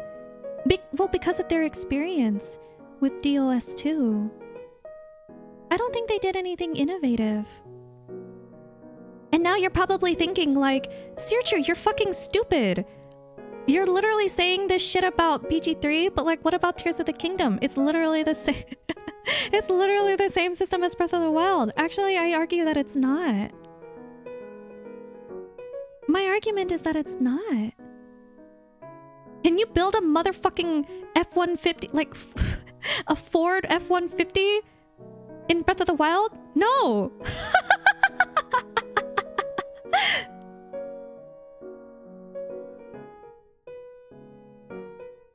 Define component. If you consider games that I think it can be focused on masterful, it is only fair to use the same argument against Tears of the Kingdom. What would Tears of the Kingdom be without Zelda, Link, or Ganon? And like, this is like what I'm trying to discuss with you, Rune.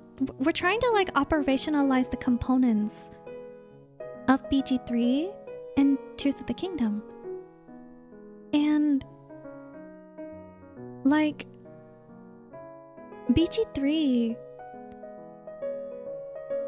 So Meat said it, right? If you take away the story, it's a really solid CRPG. But in my opinion, I feel like you're not listening to what I'm saying. But like I feel like you're not addressing what I'm saying. BG3, the CRPG aspect of it, right? I don't think it's new. I don't think it's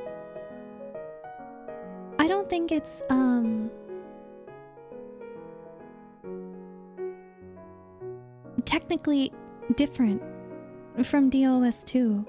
It just used a different rules system.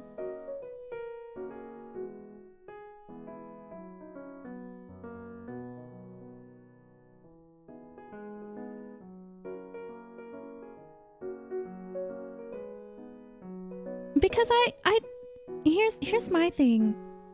I'm putting so much emphasis on like innovation because I think that Tears of the Kingdom did innovate.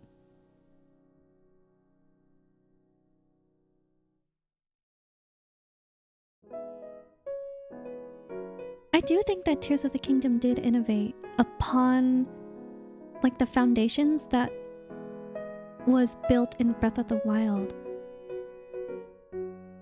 And remember, Rune, you asked me for my hot take. This is why we're here. Remember this. Remember this all started because you were like, what's your hottest take? You want to get mad? We're here.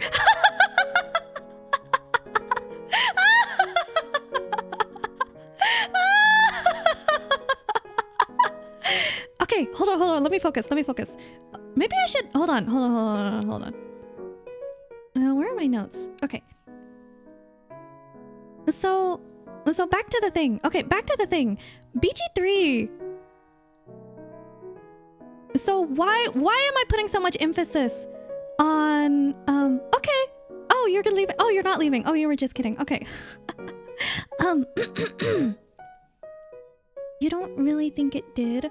Ultra Hand is one system, which you don't think is even implemented that well? Interesting. Cause I argue differently. I think Ultra Hand was freaking amazing. Also, I forgot what it was called. But what was it called? Do you remember that what is it called? What was that power called that let you go through the ceiling?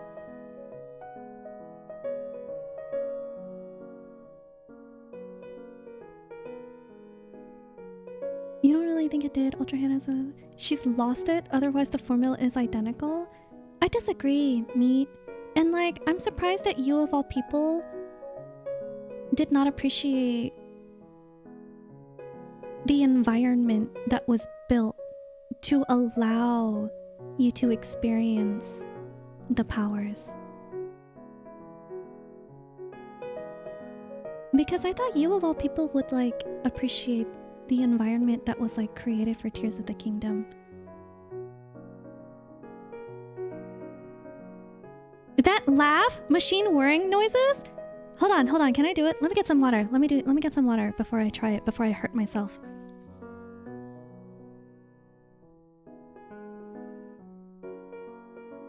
Also, I think I might need to step away from the microphone.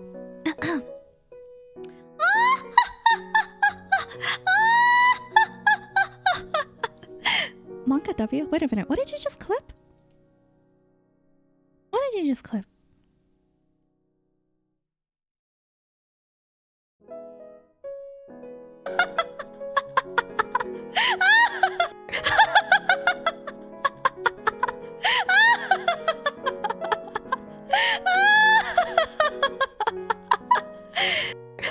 Oh, that's just my laugh. Oh, okay. I was like, what did you just clip? What did I say something? You will say that you appreciate that the scale of Tears of the Kingdom is astounding. It keeps on giving when you think it can't give any more. Machine whirring noises.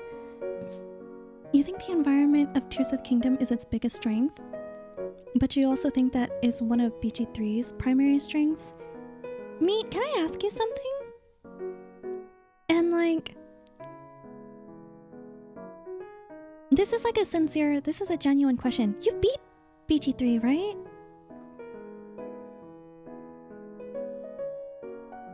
Yeah.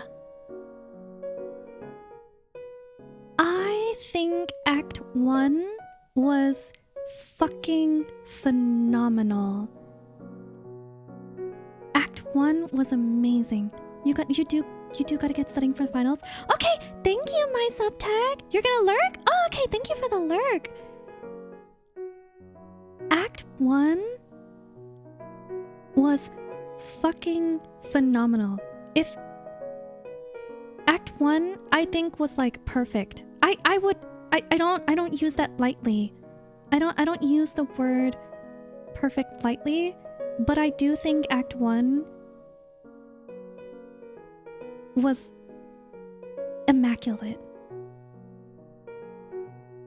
Act 2 was good. Act 3, I think, is the reason why I did not maybe I think Act 3 really hurt BG3 for me.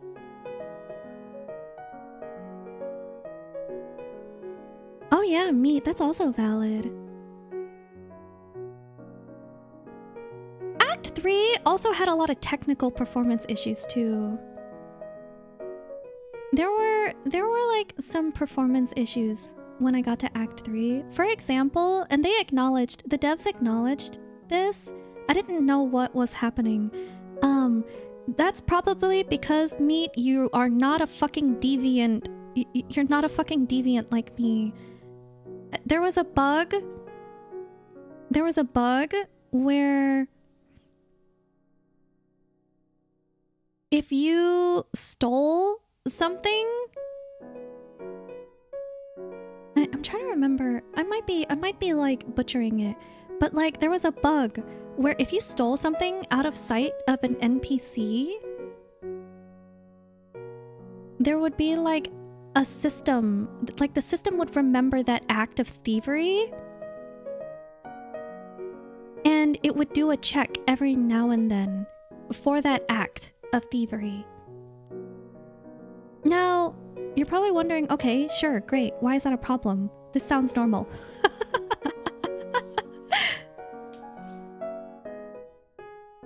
If you have sticky fingers like I do, and you steal everything, even that insignificant cheese wheel,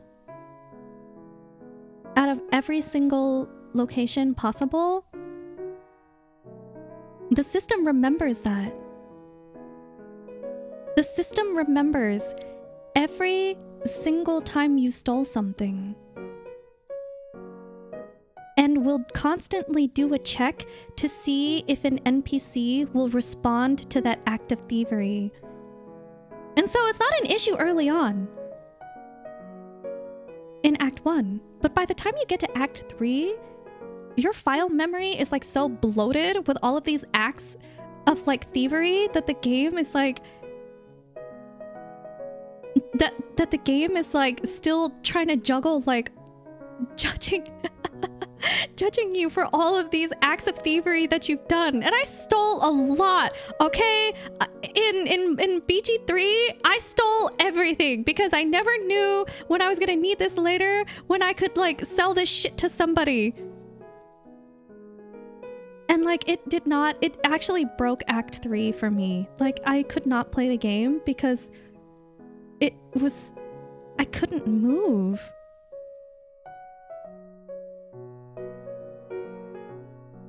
You're gonna use that cheese wheel to level up before Gwinius later? Yeah, like I'm gonna use that cheese wheel, I'm gonna eat it, and then like the leftover crumbs, I'm gonna feed it to a cow. The cow is gonna be my friend.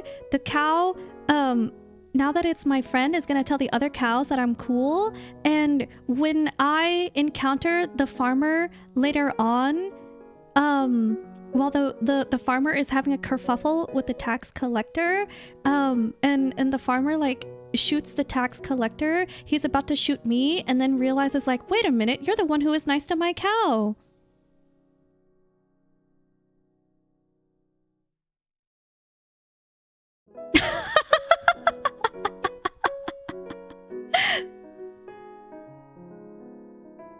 Yep, evil endings. Oh, lame. They also added post.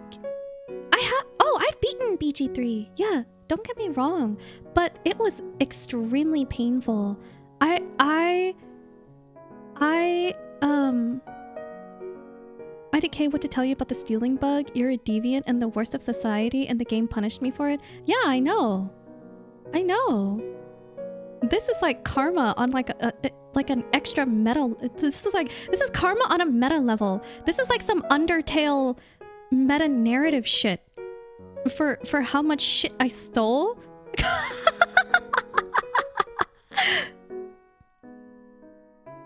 I got the epilogue. I remember like I literally finished the game right before they added the epilogue update. And so I went back and I watched the epilogues.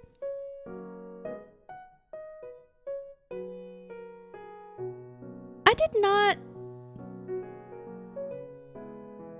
maybe I was just so frustrated at this point. I did not think the ending of BG3 was very good. My immersion wasn't there. I could see what they were trying to do. I could see what they were trying to make me feel. I could see all of the pieces. like the set pieces. I could see the environment. I could see the experience that they wanted me to have, and like these were like the things that they were trying to do to get me to have like an epic experience.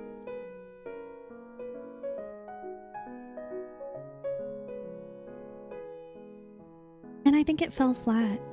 Like the final encounter was such a shame.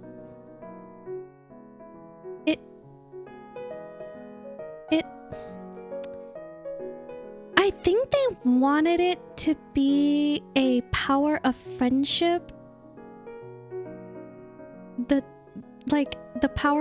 It was supposed to be like a power of friendship, and like this encounter is made epic because of the friends we made along the way. And all of these people who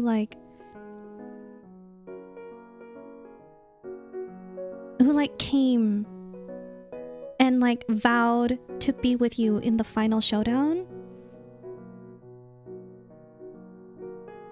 But the way to summon them was like almost not worth it.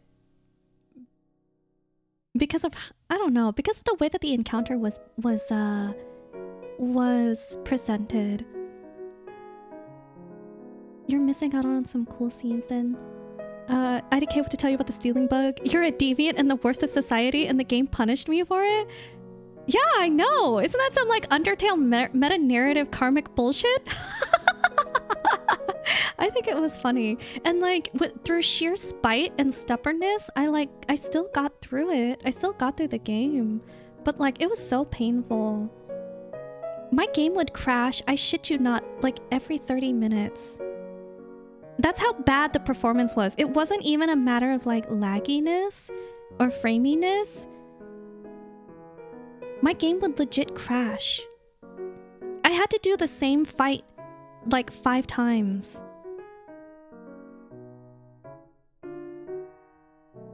Oh man, I remember. I forgot what that one encounter was, but the House of...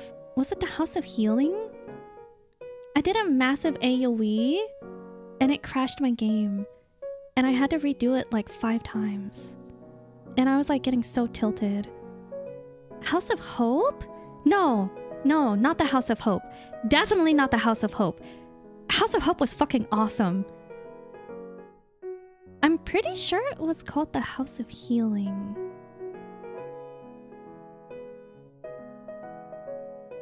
Yes! Shadow Hearts thing. Hold on, I want to make sure I'm not missing any messages. Hold on. Oh no, what a kerfuffle. You're missing out on some cool scenes then streaming.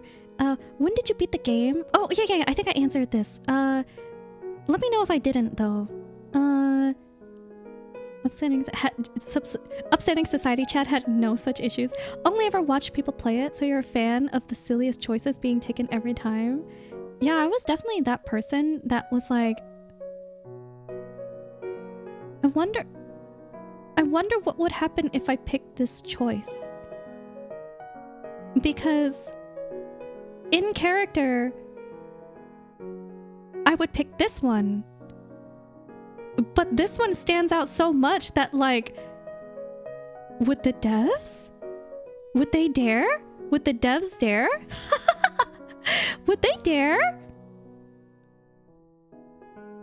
And then when I picked those options and then like the devs showed that they would, I was like, oh shit, the devs did. They are for real. What did Tears of the Kingdom add after release? I don't know. I don't think it needed maybe like some stability. But not anything content-wise, I don't think. You actually don't know the answer? Doubt streamer does either. Haven't touched your Switch in a while. Hated the brain at the end too. Agree with your points, but despite all the flaws, still, it is an excellent game. It is also one of my favorite games. I hope you don't misunderstand. I hope you don't misunderstand me. BG3 was like one of my favorite games ever. I feel like I have to like re-emphasize that because When I tell people I don't think BG3 deserves Game of the Year, they're like, what the fuck is wrong with you? They think that it's because I hate BG3, but it's not. It's not. It's not the case at all. The playtime thing is really impressive. You know, some people go crazy far into branch stories and full replays. Yeah. The choices, I think this is like something that they don't really do with modern games anymore. Hold on, I'm gonna do something really quick. Hang on. Okay, you're probably thinking, Sirchu, why the fuck are we back here? Hang on, just let me cook. Just let me cook. I saw a meme today, and instead of trying to find the meme, I'm just gonna draw it out for you.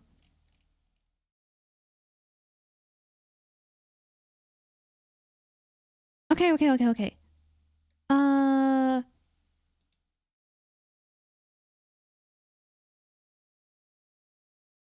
Okay, I saw a meme. I saw a meme today, and I was like, oh my god, this is so true. This is you, the player. And this is ending. Oops. Oh, oop.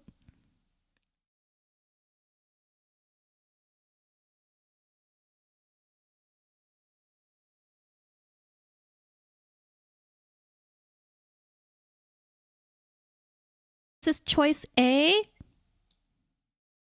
And this is choice B.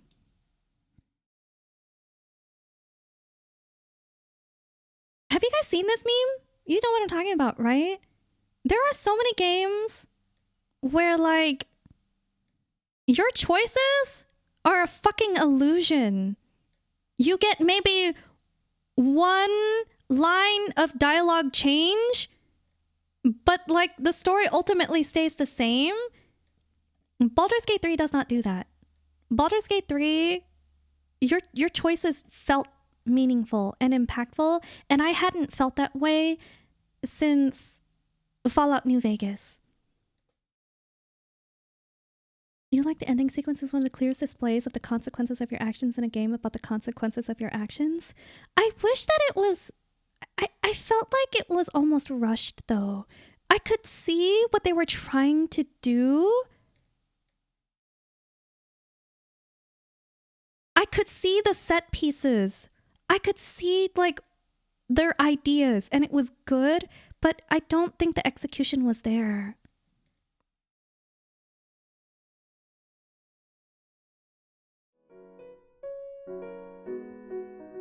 Oh, you mean Shadow Hearts thing? I don't... Yeah, me, you know what I'm talking about. So, like, I put all my characters in the shadows, and I did, like, a massive AoE attack. To just, like, attack everyone, and every time I did, it would crash my game.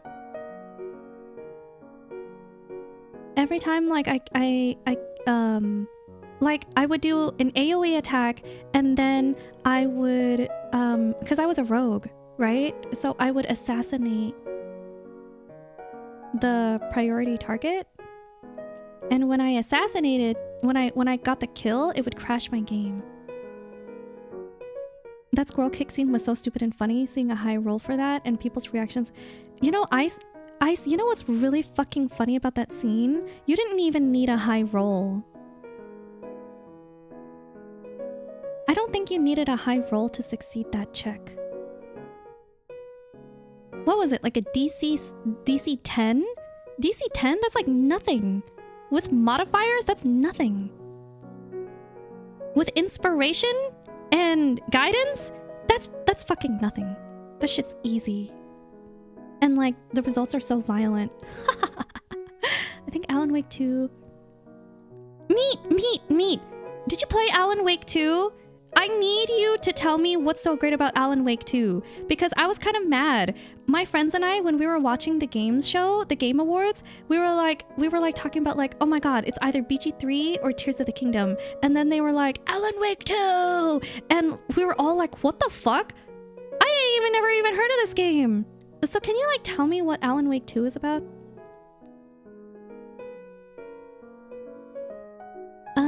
understand you. You don't have to worry. Okay, we're having guys not misinterpret. You genuinely think that you haven't started making good points. Yeah, I haven't. You're right. Free tries.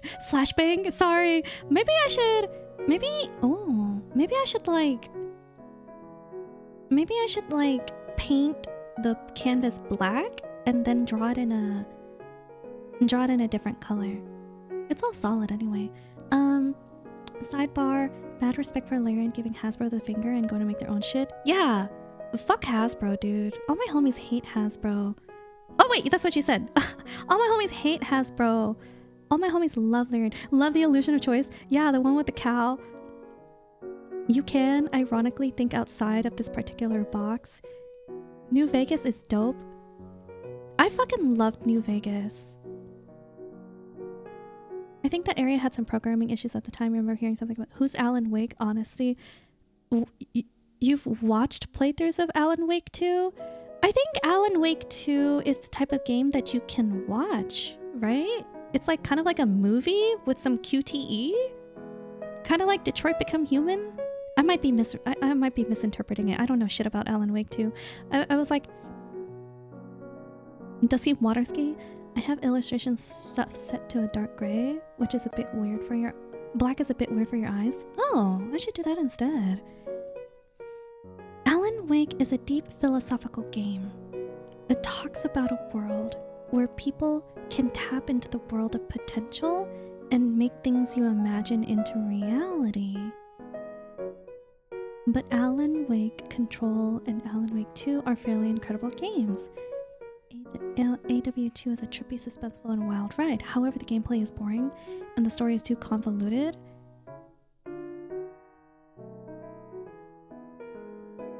My follow-up question, my follow-up question to you, and this is a genuine question. This is not meant to be like coming from a point of hostility, a position of hostility. Did you think Alan Wake 2 deserved Game of the Year? Should I just play the game? Will I know? Will I know why it got Game of the Year? If I play the game?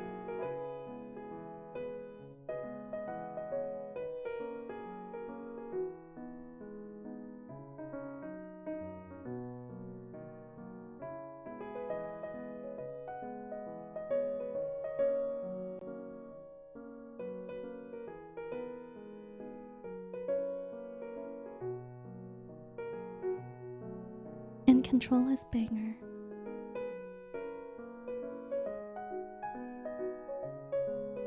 Can you tell me why you think Alan Wake 2 won Game of the Year? If that's a loaded question, I understand. If that's like a heavy question that you're not comfortable with answering, I understand. I just don't understand. I just don't understand why Alan Wake 2 won. I was legitimately so mad. I was legitimately so freaking angry when I heard Alan Wake 2 won. Cause like literally my friends and I were like, BG3 or Tears of the Kingdom. Okay, we're gonna start talking about Tears of the Kingdom. If we're actually gonna go back to the screen. Sorry for the flashbang. Hang on. Maybe this one? What?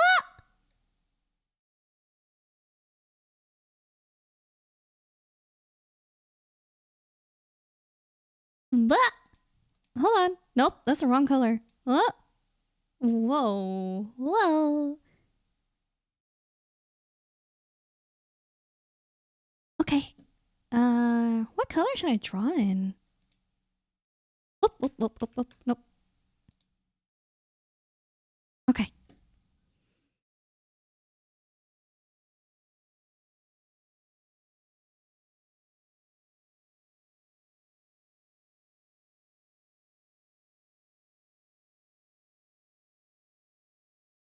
Okay. Maybe we can draw. Yeah, okay. All right. Yeah.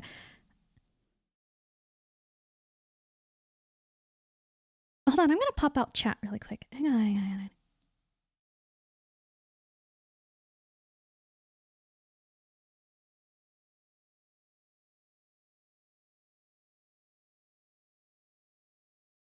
I think it was an ad. It was an admixture of recency bias, the game being culturally impactful, and it being visually incredible in a way the competitors weren't. The industry tends to favor games that are beautiful over those that are substantial, and AW2 happens to be both.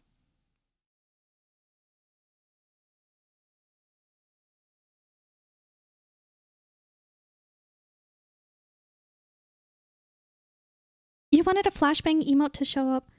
Hold on, Rune, I'm thinking about what you're saying. You wanted a flashbang emote to show up and was too lazy to look for one, so you just sent it? Okay. You think Tears of the Kingdom to be anything more than BOTW Electric Boogaloo was expecting too much from Nintendo? That said, I think it delivered hard. The puzzles at first were okay, but once you can make the hovercraft, it is hard to not just spam hovercraft to beat every puzzle.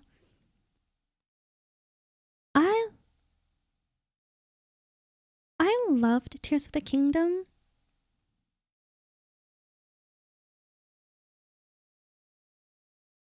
And I'll be honest, when I... Oh, fuck, there's an ad. You guys are subscribed, right? Yeah, you guys are subscribed. It'll be fine.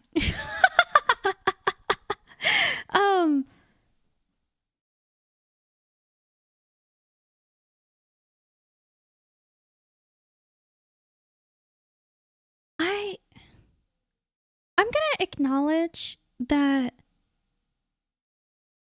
it's not an objective analysis for why I loved Tears of the Kingdom more than Baldur's Gate 3. This is very subjective.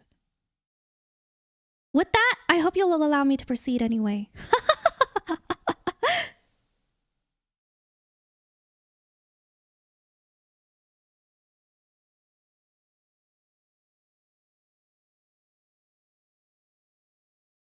Okay, I am seeing what you guys are saying. Yeah. Hold on, let me put... Hold on. I need to move stuff around my screen. This is like... I need to figure out a better system. Gotta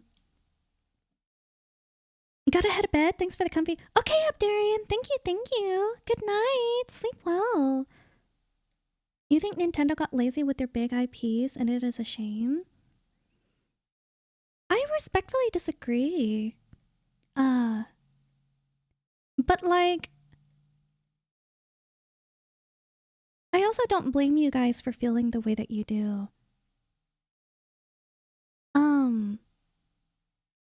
There's a design concept that I want to talk about.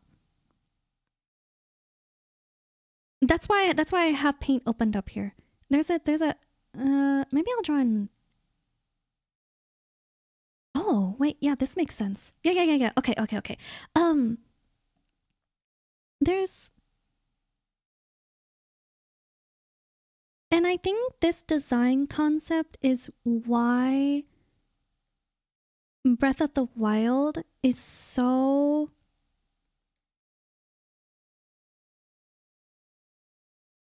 amazing in my eyes. And you're gonna, once I'm done talking about it, you're gonna be like, she built all of this up for what? For this? That's it? But just like, hear me out. You're my captive audience. So too bad. You're gonna listen to me. I once watched this documentary. I don't even remember the whole thing, but there was one thing in particular in terms of like design concept for Breath of the Wild that fucking blew my mind.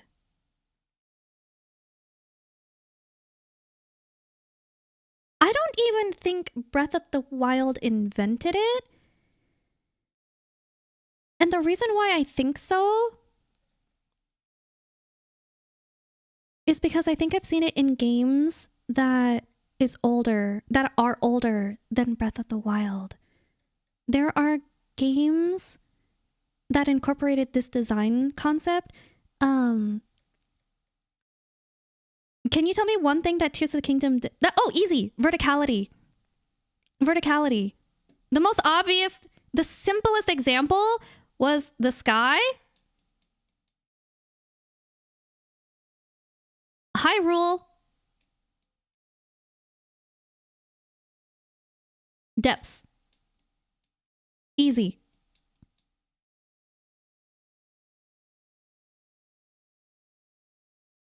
Can you tell me one thing Tears of the Kingdom did? Yeah, yeah. Sky, Hyrule, Depths. Like the verticality.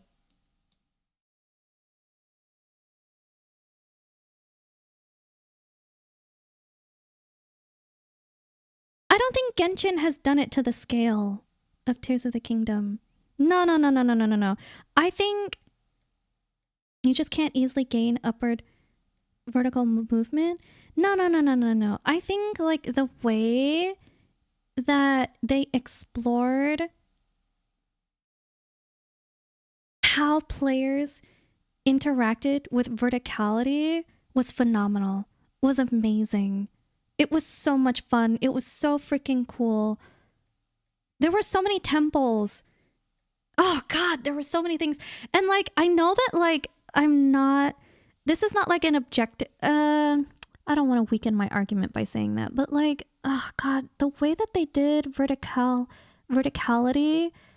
in Tears of the Kingdom was just so good. It was so good. You can either... Okay, wait, no. I'm going too quickly. I want to talk about my other thing first. How do I... It's like this, maybe? Whoop.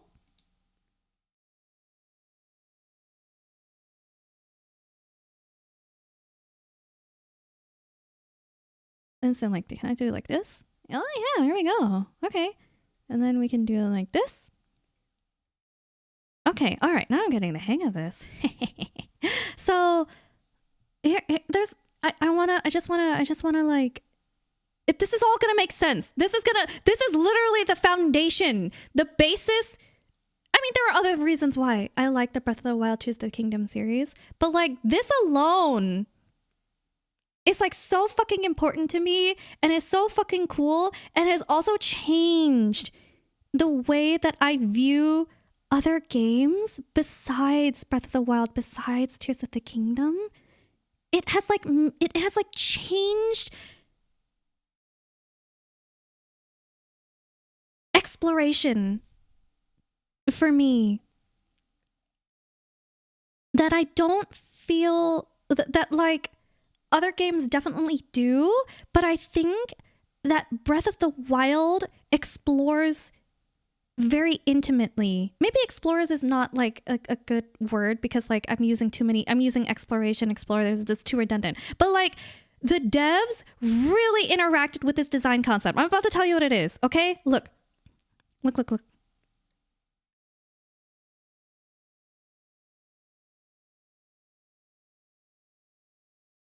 Here we have a mountain. Hold on. Mountain. Is this working? Let's change the font size. Let's change it to like 26. Okay, here we go. We have a mountain.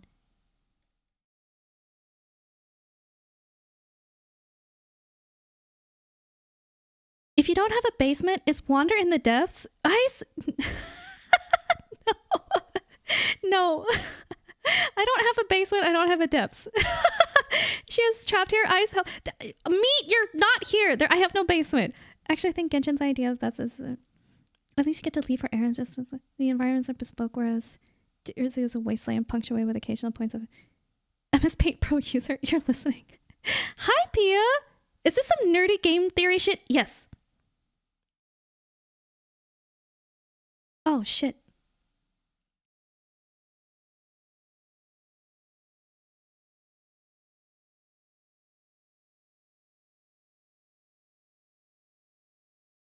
I have a better layout for this. Maybe I should just do that. But whatever. Here you go. Mountain. Here's a mountain. You're going to be so disappointed once I get to... But like, I think this is so fucking cool, okay? So here's a mountain. And here...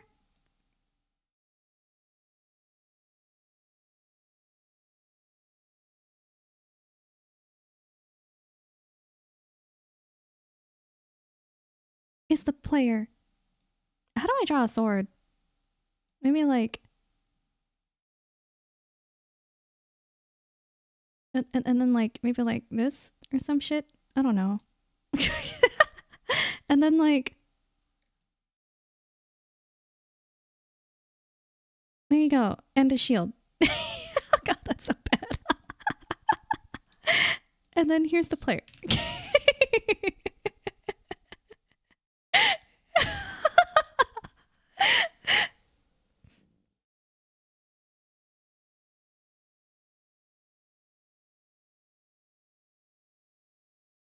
And man, how do I explain this?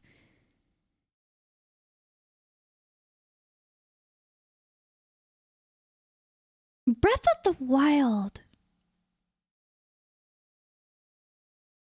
really took this simple, elegant game design theory and explored the multitudes of ways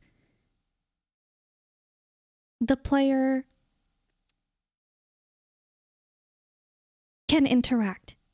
And so it's like, okay, what the fuck is the mountain? The mountain is a landmark. And here's the player, right? Here's the player, here's the mountain. It doesn't matter. It doesn't matter that it doesn't matter that this is like specifically a mountain, right? This is like literally just for an example. The player sees the mountain.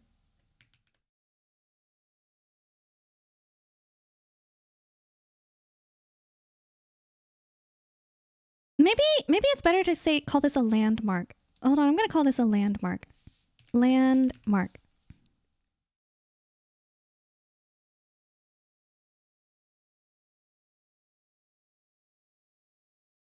There you go. Yeah. Okay, so the player will see the landmark. Then the player has a natural inclination to go towards this landmark. And by going towards the landmark,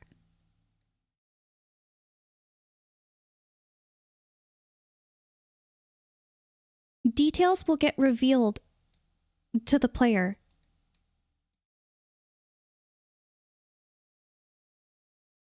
As the players approach the landmark. Maybe the landmark is like, oh, it's a mountain. Or, oh, there is an enemy at the top of the mountain.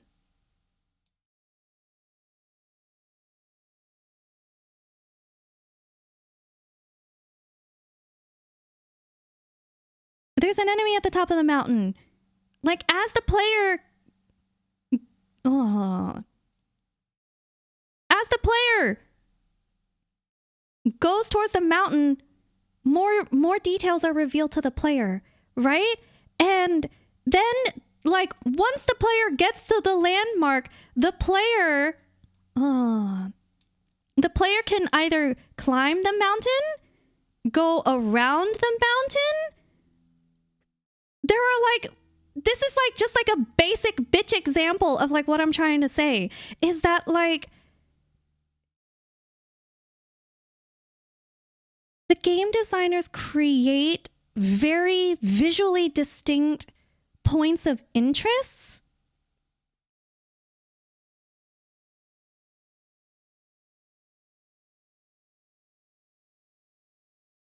And it's just a masterclass. It's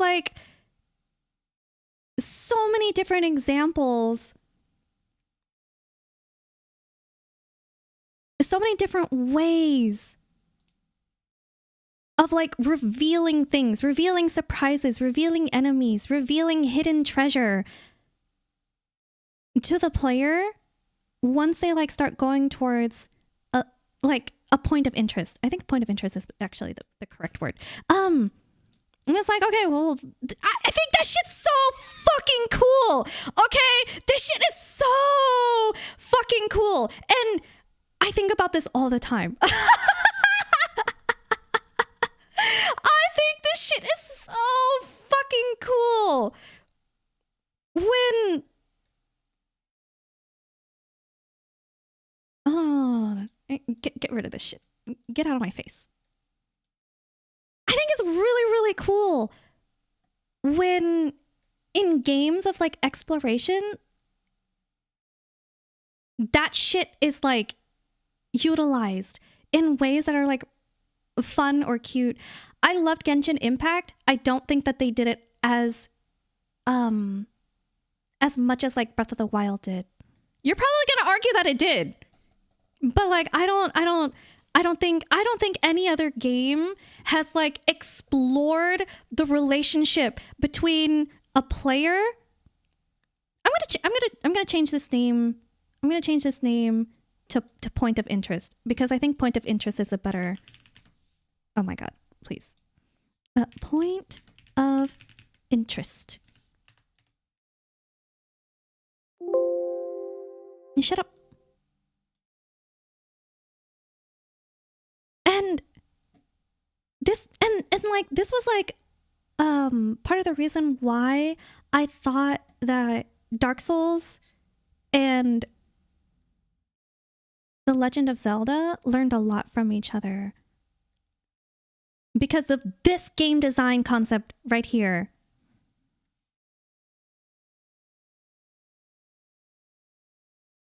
What is happening today? Oh, hi Pia. Hi Pia. We're talking about video games. We're talking about video games and game design. Have a seat. Professor Sirchu is at the front today. I agree with you that, but didn't Breath of the Wild do the same? What are we talking about? I'll not interact much today. You're making another mask, so don't be too schizo without you. Okay, Pia, have fun. Oh my god, 9_no! Another class teaching. You love this? I'm so glad you do. I'm so like worried that people are gonna be like, what the fuck is she doing? What is she? She's so fucking crazy. What? She's on this shit again?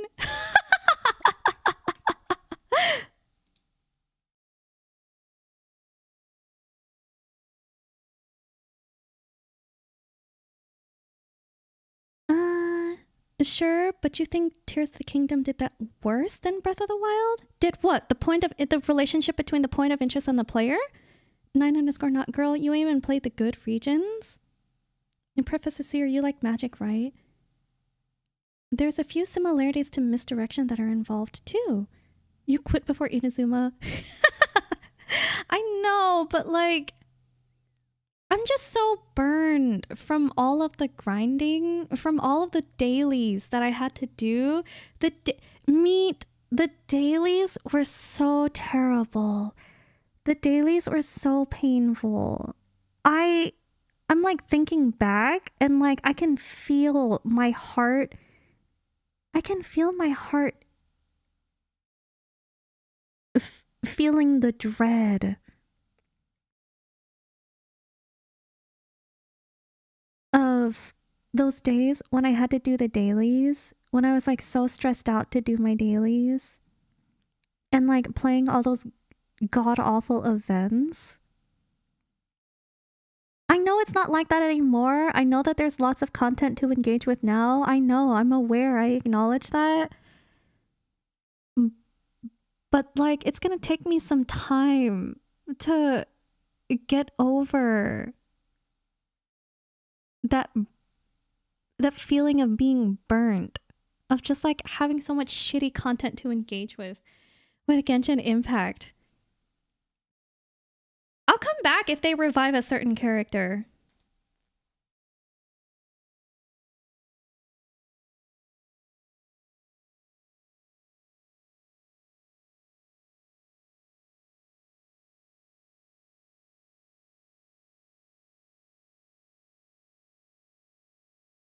Hold on, I'm cleaning my glasses right now because I can't see.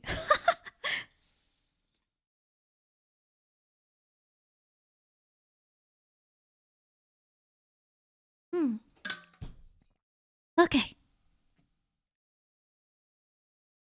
But you know, BG3 has that too. The way it guides you through mini side quests and the map is also very well done.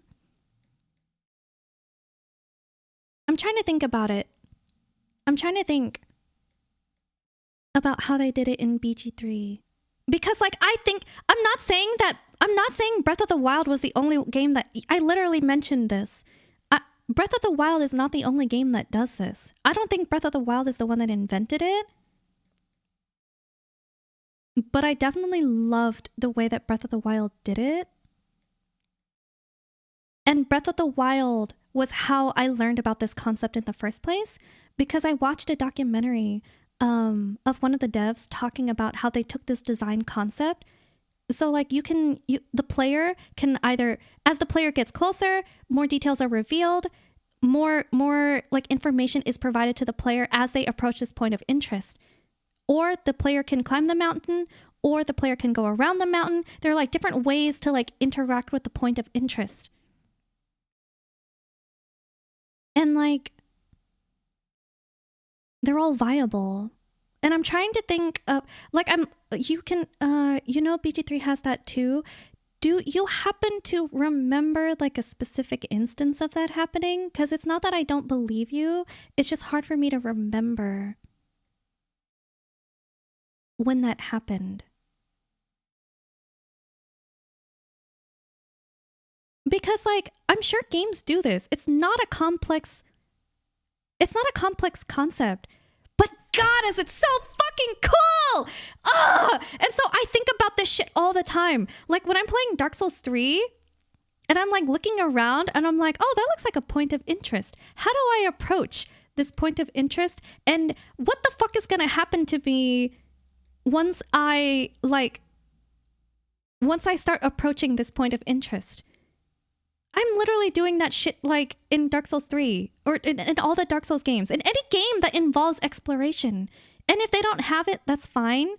I'll be a little bit disappointed. But when it does happen, I'm like, oh shit, devs, I'm onto you. I know your formula. I know what you're trying to do. And I'm all for it. Fuck yeah.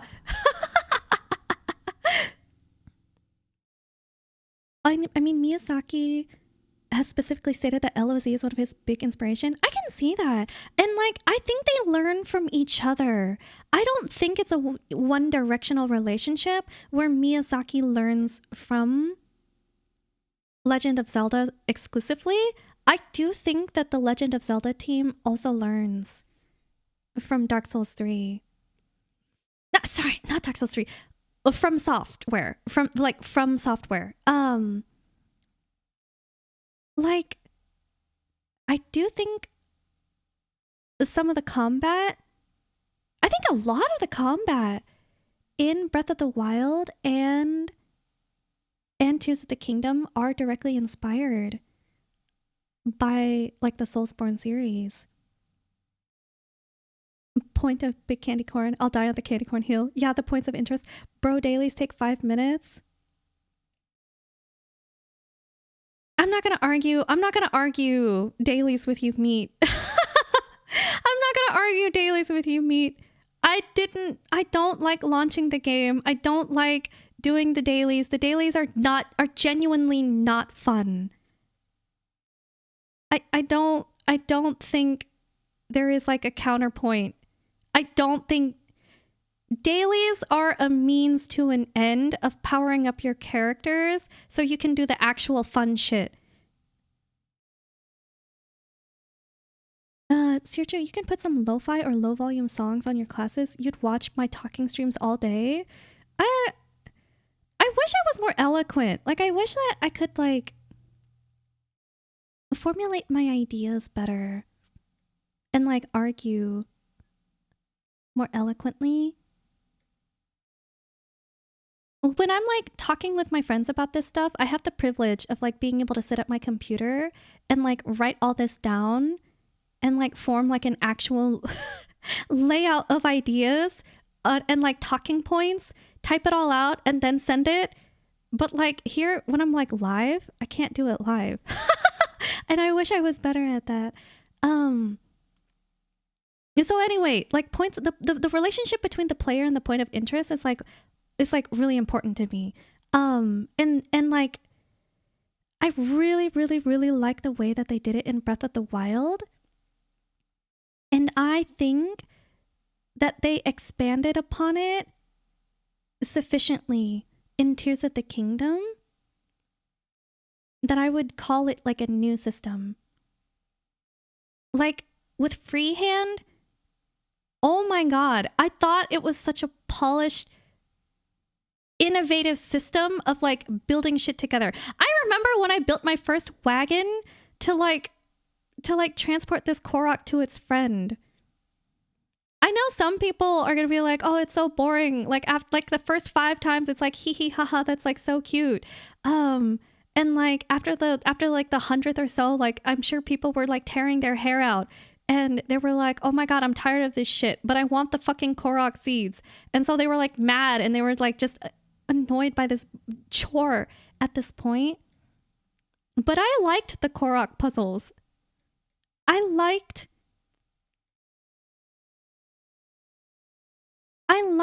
that they really tried their best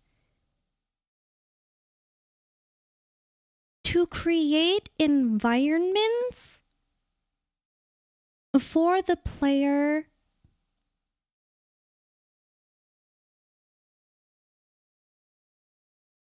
to pick up the skills needed so that they may apply those building concepts in like their own building. And I'm not talking about like Hyrule. Fuck, what was that subreddit called? It was like, was it like Engineers of Hyrule or some shit? Holy fuck, some of their builds were insane. I'm not talking about like that advanced, right? Nintendo's like design philosophy has always been about like being accessible, and like hardcore gamers might find that unappealing because it's like, this is some goo goo baby shit. Like this does not challenge me in a way that's like interesting or meaningful. I'm gonna go back to Dark Souls.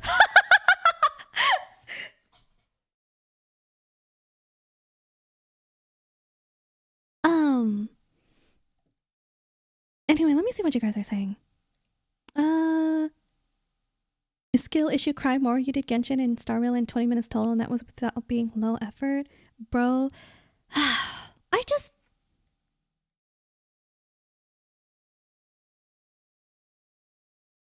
got bored. And then after the boredom was resentment. And I think that resentment is going to be like the most difficult thing for me to let go of when it comes to Genshin and I haven't played Honkai Star Rail, but like that resentment is like the hardest part for me to let go of. I actually like hated the game at one point because it was making me feel like shit.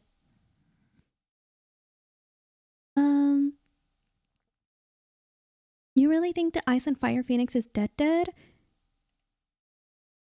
Arlecchino comes out in like 3 days and you're still talking about that lame chump? What can I say? I liked her. I don't feel like I have to defend why I like her. The heart wants what it wants, right? You gotta be too naive then? I don't want to be huffing How long has it been, Rune? How long has it been? I'm tired of huffing copium. I'm tired of huffing copium. I believe you, but like, I feel like my time is being disrespected if it's gonna take me this long to wait for her to come back. Meet, you're yelling at a mic that isn't on again. Her design is too elaborate for them not to sell her in a banner. Rune, that's what I was saying. And then they killed her. You want a bad bitch? Arlecchino wrote the book. Okay, hold on. Let me look up what Arlecchino looks like. I'm probably butchering her name. Arlecchino.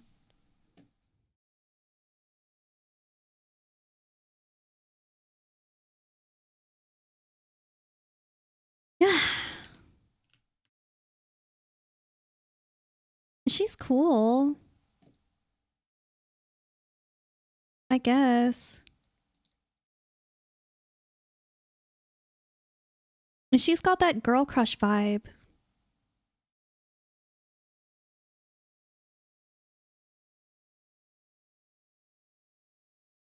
She's got girl crush vibes.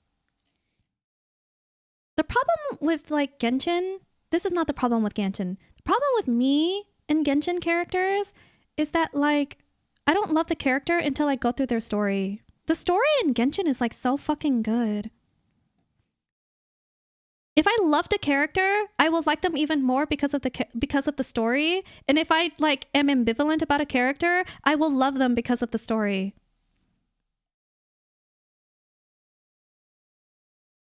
I think Arlecchino's okay. I don't think Arlecchino replaces what I've lost. Daily missions, cool for games people are already playing every day, but if they become a chore, then screw it. Yeah, Ice, yeah. I think you just don't appreciate the game enough. Genshin, are we still talking about Genshin?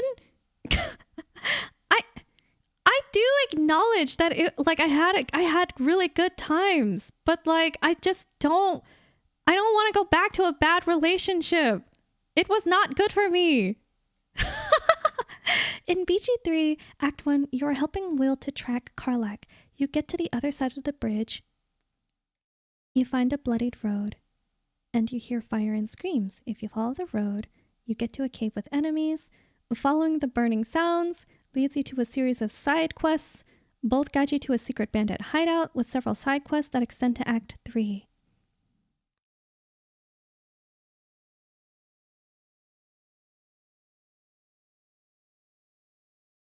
I don't disagree. But I don't think BG3 did it in a way that was like immersive, the way that Breath of the Wild and Tears of the Kingdom did.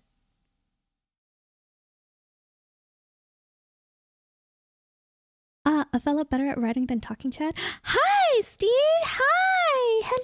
Hello! Everyone experienced with Zelda Tears of Superglue equals making a penis, making a robot with super penis, crucifying crow orcs for no reason, making a hovercraft again. That's not everyone's experience. I'm sure the internet has you believing that because hee hee ha ha, like that's what social media loves to repost. That was not my experience. Who dis? Hi, two suspect. New phone, who dis? Okay, you were describing symptoms of something that you've noticed with regards to those games. Bro, you have no idea. You like La Senora because she kicked Venti. You ain't seen nothing. No, I like La Senora because her base design is hot. And because she kicked Venti. Also, I wish there were more beautiful men. I like thirsting after women. Don't get me wrong. I love thirsting after women. But at the end of the day, I'm a straight woman. And Diluc is just not enough. Kaya is just not enough. Who else is there? Ito was a massive disappointment. He was my hope for like a himbo. And he was like a deflated, like, low IQ loser. Who else do we have? Who else is hot? Dansleaf? He was okay. He's kind of vanilla ice cream. I don't think he's anything special, but there's nothing wrong with him.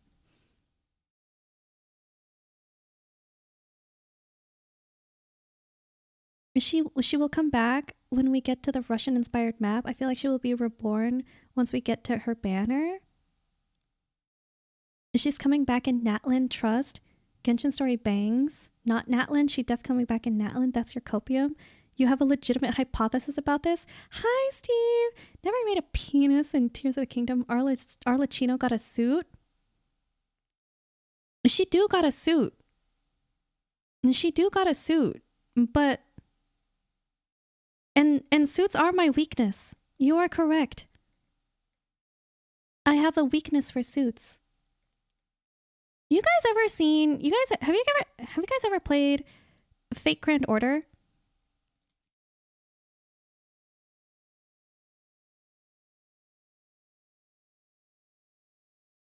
Sherlock Holmes from Fate Grand Order, I thought was like really hot.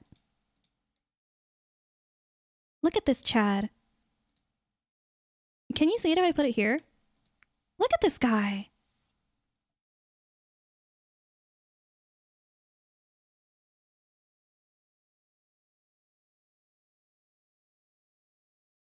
Yeah, I was free to play in Fate Grand Order, so it's okay. Fate Grand Order was one of the few games that I felt like had hot men.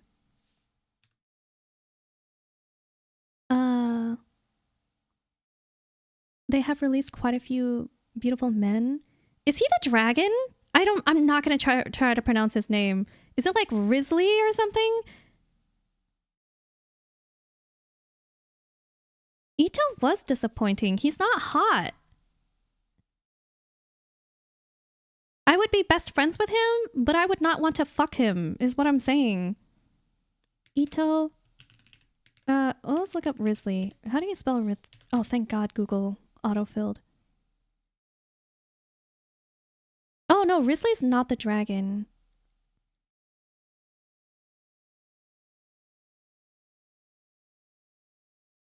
I don't know. Risley's okay.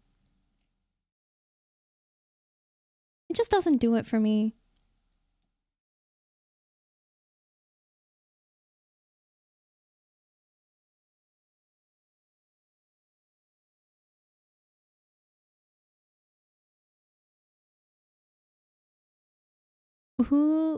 Who's Riz the Slay? You're a sucker for bad women in suits? Who is that one character in... Is it Kafka? She's a bad bitch. The one with all the umbrellas in her art? She a bad bitch. Also, what was that one character trailer for the person who can like manipulate memories or something?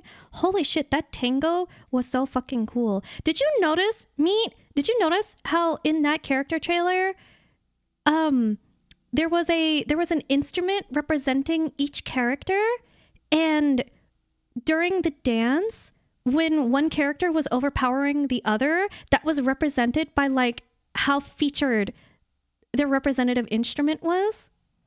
Wasn't that fucking sick? Wasn't that so cool?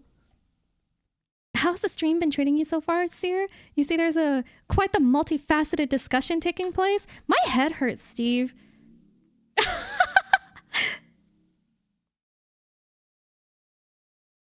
Thank you for the hydrate. Yeah,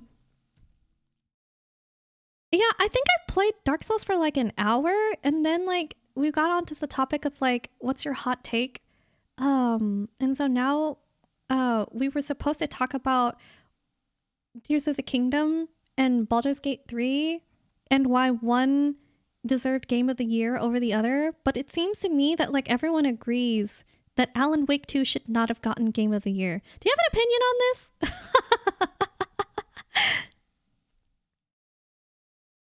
Never, but you've heard of the Nightmare? It is literally the most egregious gacha.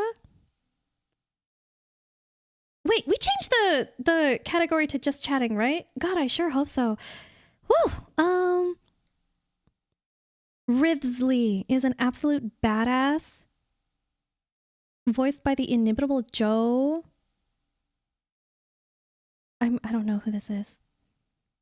Genshin was your first gacha game? Yay, you're off work? You can direct your whole attention to my stream? Congratulations, Rune. Everyone calls him Risley. I mean, your video game crush is a big lady in full plate armor, so you get me.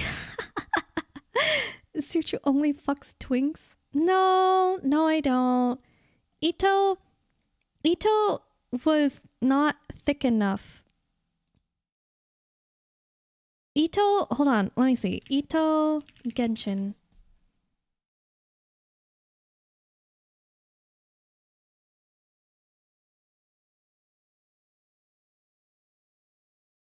When I looked at his concept art, I was like so excited for him.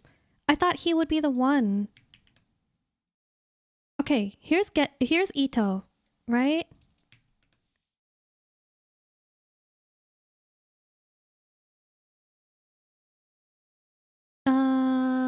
What were the elements in Genshin? It was cryo, pyro, arrow?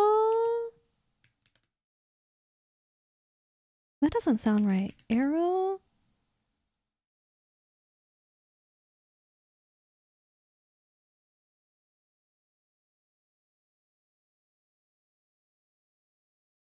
Okay, that's Ito, right?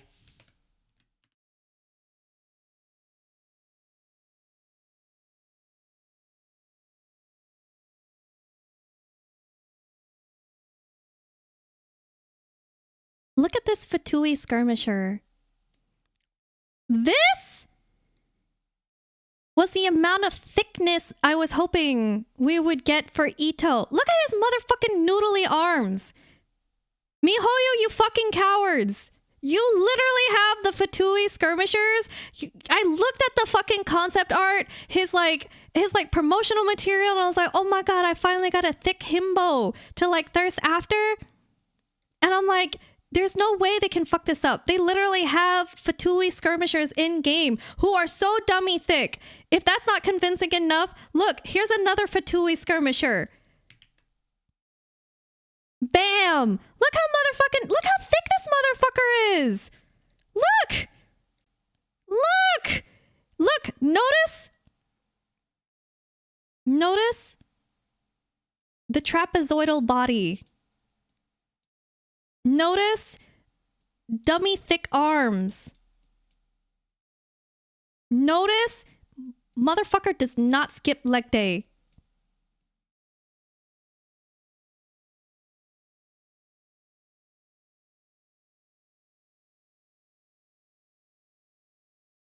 And then we get this.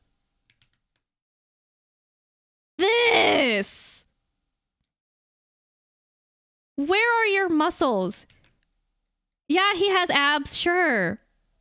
This is cheating. He has poofy pants. His shins? Where are the calf muscles? Where are the calf muscles? Huh? Where are they?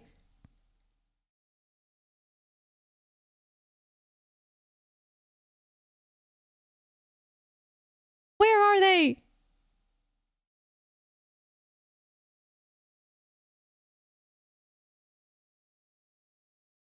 Hold on, I'm trying to do something.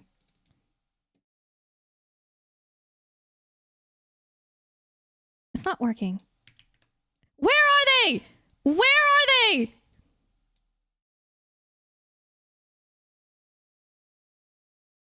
Where are the calf muscles? Where are the calf muscles? Where are your muscles? Where are your muscles, good sir? Muscles doko. Oh my god.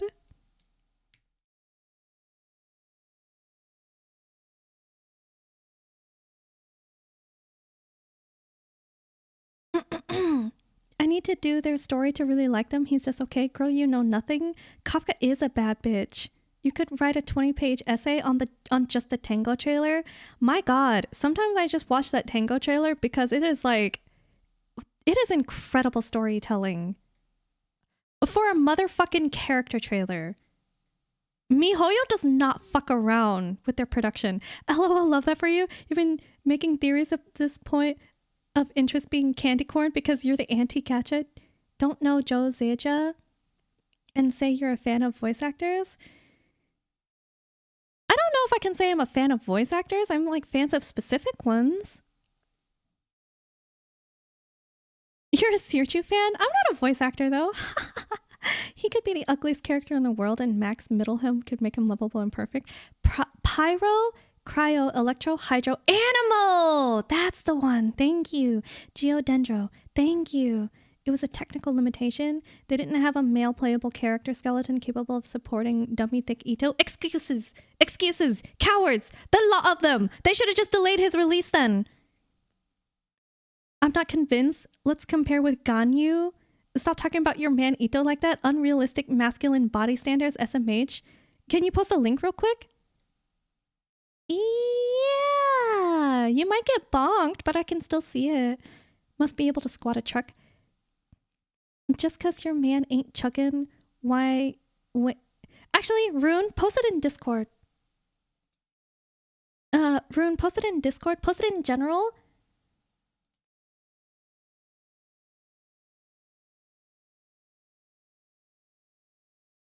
Yeah. Ice. Yeah. You're on the same page. Must be able to squat a truck because your man ain't chugging way ain't mean he don't have muscle. Suit your fans rise up. You don't want to post it in Discord? It's too stupid. You prefer to get bonked? Okay, you go ahead, get bonked. Go ahead. Go ahead, get bonked.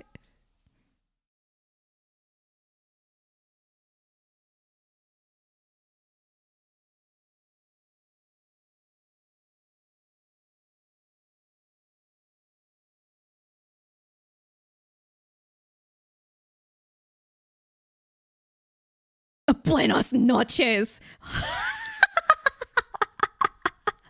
Dude, Zhongli do be packing though. Like, it's true. It's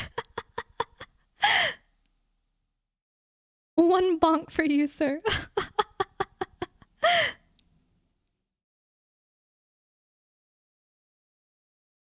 I don't know how many bonks you get before you get actions taken against you, but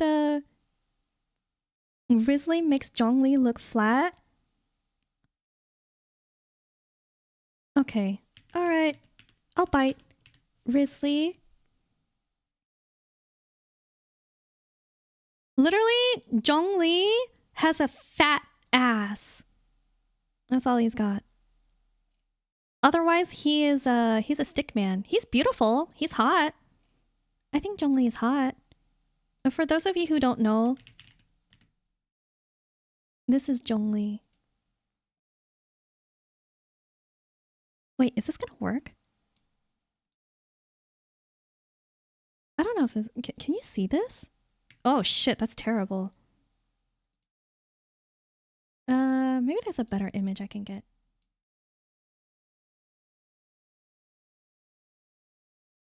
There you go.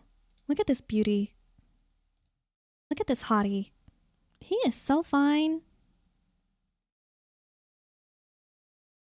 Also, when he talks,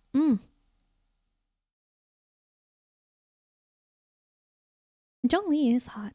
Okay. And then Risley. All right, we'll check. We're gonna do an analysis. We're gonna do an analysis. There's not very many games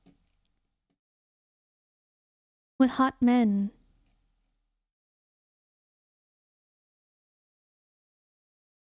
Let me see. Man, I feel like even Risley... I feel like even Risley has thicker arms than Ito. Oh, wait, in his art he does, but then in-game... he's a stick again.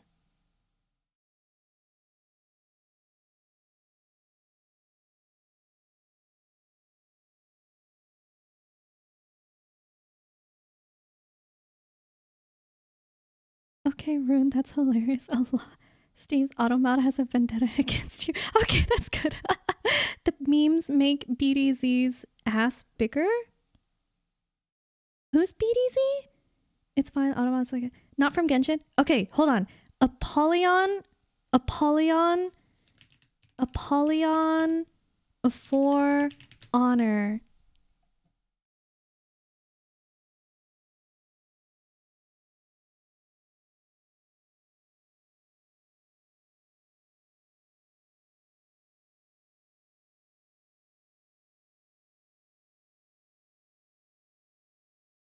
Is this her?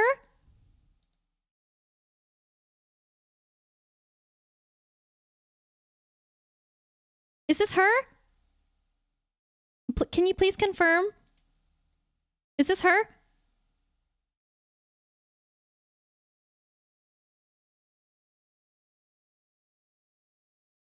That's her, right? I think his character looks like those Pretty Women characters, so it's definitely worth comparing. I'm telling you, it's a technical limitation. Then they should make a dummy thick. They should make a dummy thick character model. Big Dong Zhong. They only have like one skeleton per type of character, and that's such a goddamn shame. It's such a goddamn shame. I think they're missing out. Women in armor is so hot. Wait, I'll bring her back. Sorry. There you go.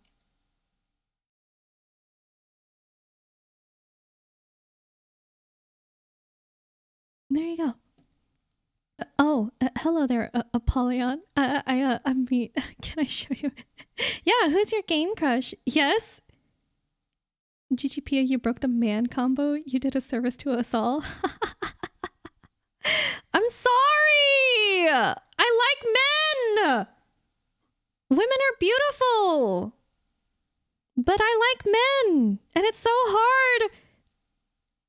It's so hard to like men in video games because they're just... Hot men are just so rare in video games.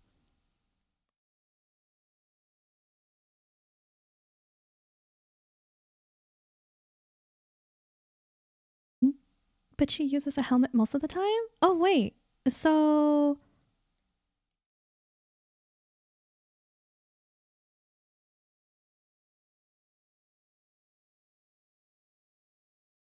Is this her?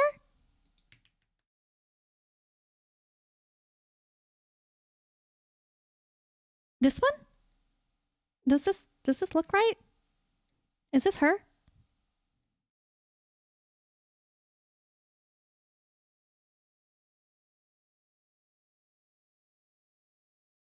Love me some strong women in armor. Yeah, Steve, I think this is your type, right? You like a woman that can step on you? Liking men cringe, you like triangular anime men? Search High Noon Leona.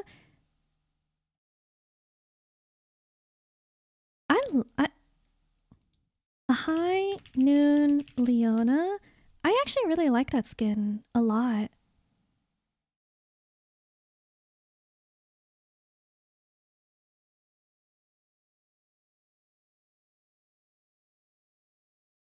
She's from League of Legends, if you guys didn't know.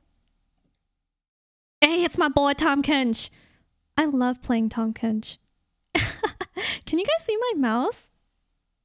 Yeah, you can. Okay. Yeah. High Noon Leona. I really like the High Noon skin line. It is a really cool skin line.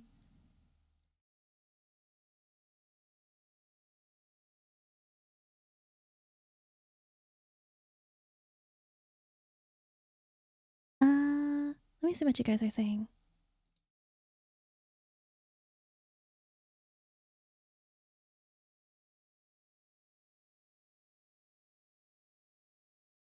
Hot men are just so rare.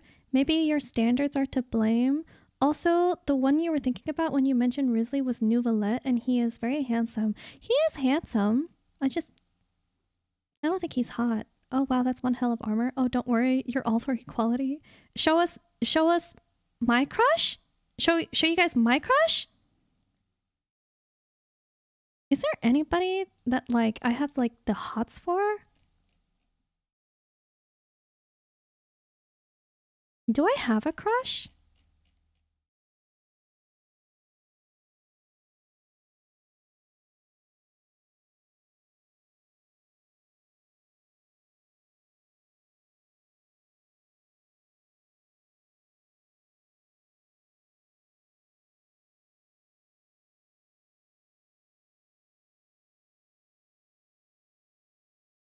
I guess this is the closest one. I already showed you him.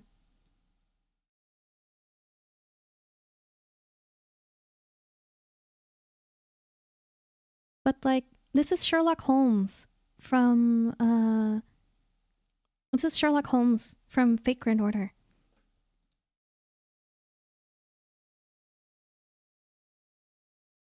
No, oh Steve, no! Oh, that armor makes you go boing boing. Oh, you love a woman who can kick your ass. Okay, I'm so sorry. There's important distinction. You love a woman who can kick your ass. Steve, have you ever seen that video? I love a woman that can kill me. I love the kind of woman that will actually kill me. That will actually just kill me. Have you seen that video?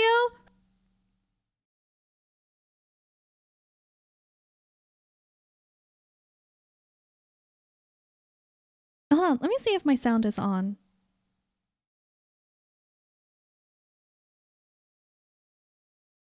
Yeah. Desktop audio is on.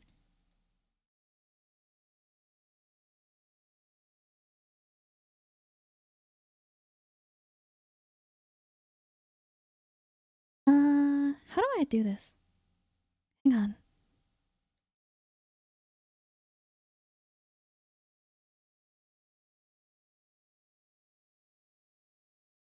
Not a fan. Apollyon, your beloved. It is your favorite skin. The voice lines are also fantastic. She can call you sheep all she wants. The Kench is a lot of fun. I main Tom when he was a valid top champion. Tom Kench is so much fun in A-Rim. You don't think he's hot because you haven't heard him talk? Risley? Oh, I need to sneeze. Okay, never mind. You don't think he's hot because you haven't heard Zoro from One Piece? Makenyu is hot. But like, he's also married. So I don't know. It doesn't feel right to like, I don't know. I have like, I don't know. I have like a lot of internal conflicts regarding that. Like, I don't want to entertain the thoughts too much because he's married.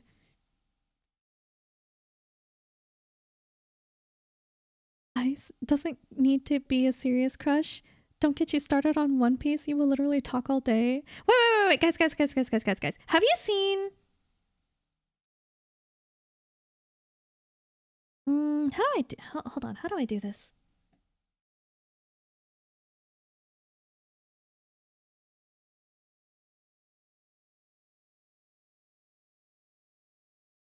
I have an idea.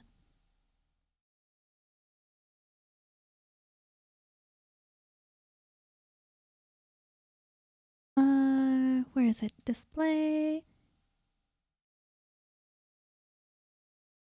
What?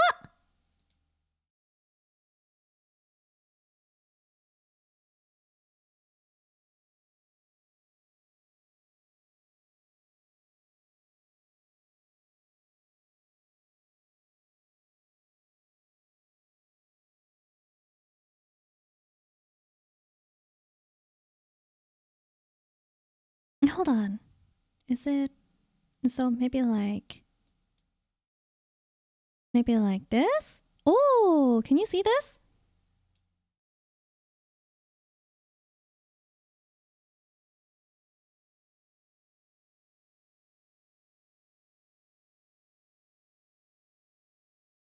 Have you guys seen this video? This video is so fucking funny. You guys need to watch this video.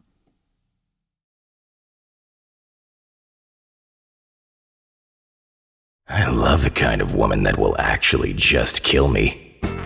You know, when I left the house today, I was thinking, damn, I really hope some hot chick paints my brains all over some fucking hallway. Okay, yeah, and it gets like really violent, but like it's really funny. So like, if you guys like,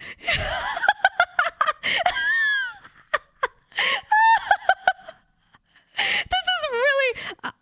I'll post a link in my Discord, but like,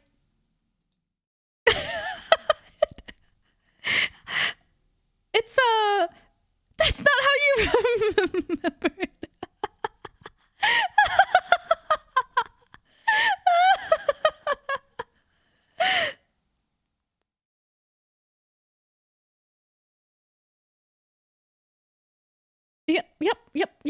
Yep. So yeah, watch this video because I think it's really funny. But if you're uncomfortable with it, it is quite here, I'll put it in the media channel. Thanks for suggesting it, Rune. It's literally just called I love the kind of woman that will actually just kill me. So like, yeah.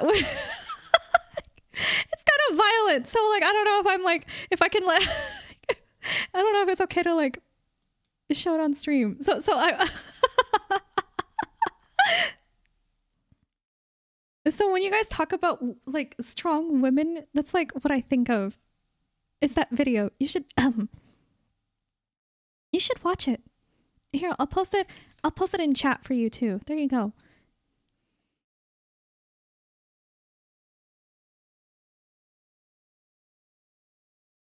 Don't get me started on One Piece. I will literally talk all day. He looks like that artist kid from Persona 5. I haven't played Persona 5. He's quite a suave gentleman. It's okay. You don't believe you have no. Risley or Nouvellette could listen to both of them talk all day. Being a straight man trying to give men recommendations is so difficult. I know, Pia. It's not just you, though. It's not your fault.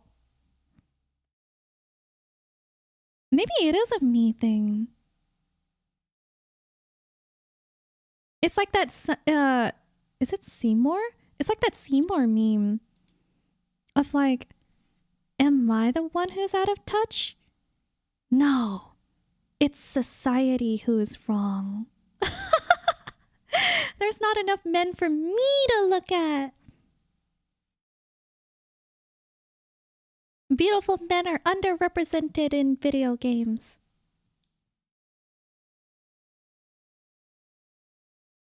Not a recommendation. She always says he's hot when the word Zoro is mentioned every single time. Oh, are we in the Drost dimension? What happened? Your Wi-Fi got buggy? Oh, nothing happened. We can. She's dealing with monitor screen fun, if that's what you saw. Damn, he's just like me for real. Wait. That's nuts. I don't know if that's Steve Blum, but he sure sounds like it, huh? That's not how you remember it. The more you learn about Seer, the more you become a fan of me. Oh, thank God. I haven't driven you away with how fucking weird I am. Oh no, it's unhinged Seer 2 hour. You literally said your crush is a woman who wants only war in eternal war where all weak are purged, and you would let her do that without a second doubt. When you say, I love a woman who can kick my ass, it's an exaggerative saying you like strong women, especially when it's a strong will. Staying away from graphic descriptions of violence is definitely a good call. It's a bit gray area, but best not test it. Yeah, that's what I was thinking too. Like when he said like paint the hallways with his brain, I was like, oh fuck yeah, that's right. Oh shit, yeah, it gets graphic. It carries the same tone, but he uses like different phrases, and like I think it's just really freaking funny.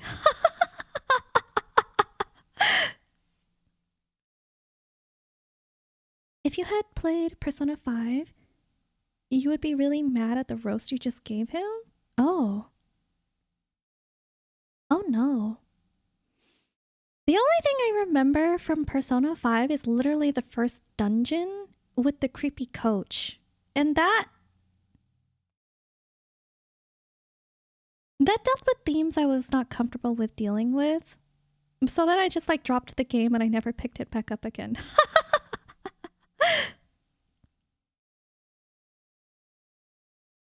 You're not a fan of that level of masochist, and funny enough, all your past GFs were quite the delicate artistic princesses, but you need a strong Leona or Alawi to hold you and say, you're mine now. That's funny. Like, it's definitely an exaggeration. It's a caricature. I'm not advocating for like everybody to be like that. It's just funny, I think. Your taste in women was forever messed up in 2004 with Hot Wheels accelerators, Karma Eyes. That was the OG strong woman and the best driver in the show. Okay, hold on, I gotta look this up. Karma Eyes Hot Wheels. Karma Eyes Hot Wheels. Oh, dang. Yep, I can see it.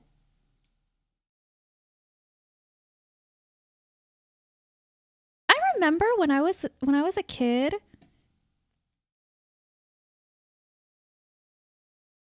Hold on, I'm gonna for your reference, this is Karma Eyes. And I'm like, oh, I see it. I used to have a crush on Danny Phantom when I was a kid. I was like, whoa, Danny Phantom is so hot.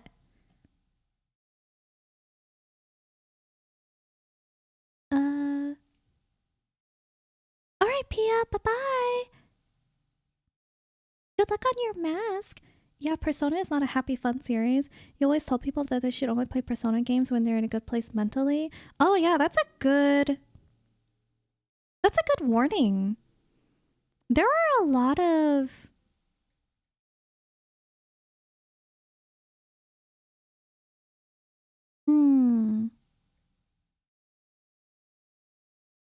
There are a lot of games that I dropped because I'm just very sensitive. Oh my gosh, this is like such a funny story. Have you guys ever played a game called Celeste?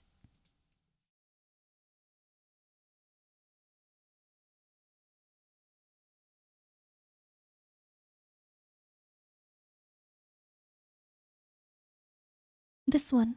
This game.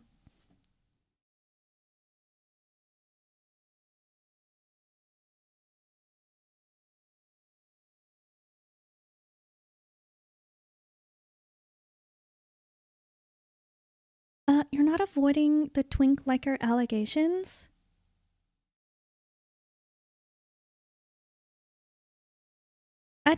Because I don't know how to address it. Because like I don't think it's true. But I feel like if I deny it, it's just gonna make people think that like it's even more true. I don't know. Maybe I don't even know what kind of type I have.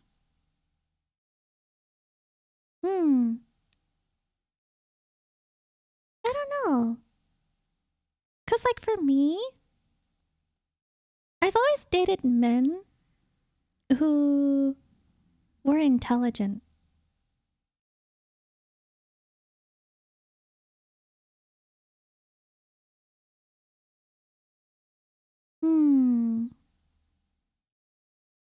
Like it's fun. I think it's fun to like hee hee ha ha thirst trap over fictional men. But when it comes to like IRL men,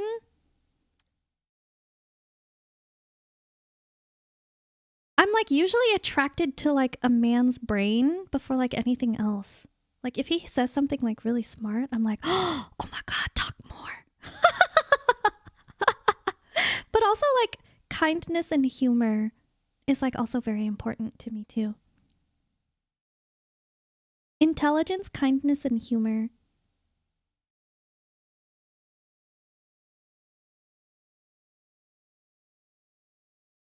You're not a Persona deals with heavy themes. Yeah. It's such a cool game though. It's so stylish. I've seen my friends play it every now and then whenever they stream it. When we're hanging out in Discord. I do like it a lot. It's very stylish. But like the themes are like really heavy. And they're presented in a way that's like very forefront, I think is the word I'm looking for. It's not shy about presenting these topics.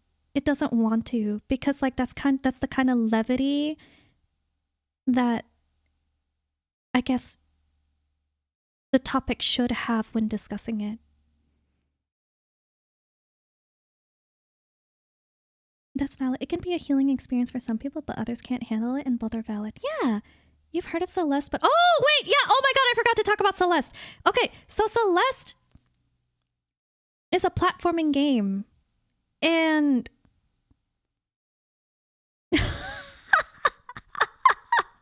Search Bro. Oh man, I wonder if Search Bro and Brochu are like lurking in chat. I talk about myself on stream way more than I talk about like with my family. Like what I tell you guys way more about myself than I tell like my own family. I don't tell my family anything about me. You think I'm private? Yeah. I don't tell my family shit about me. I don't want them to know.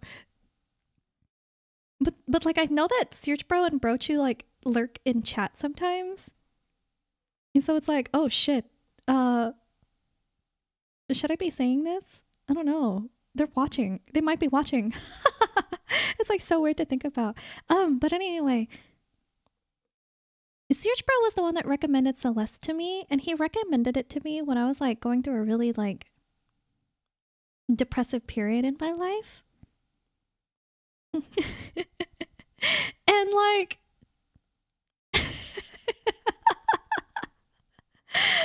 I gave up on the game. And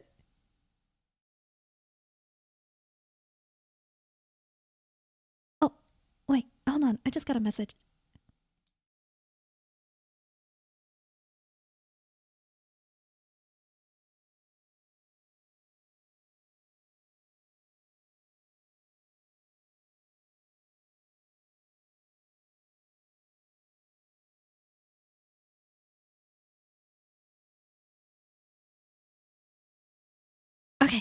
Okay, sorry. I had to it was an urgent message. What was I saying? Oh yeah. So like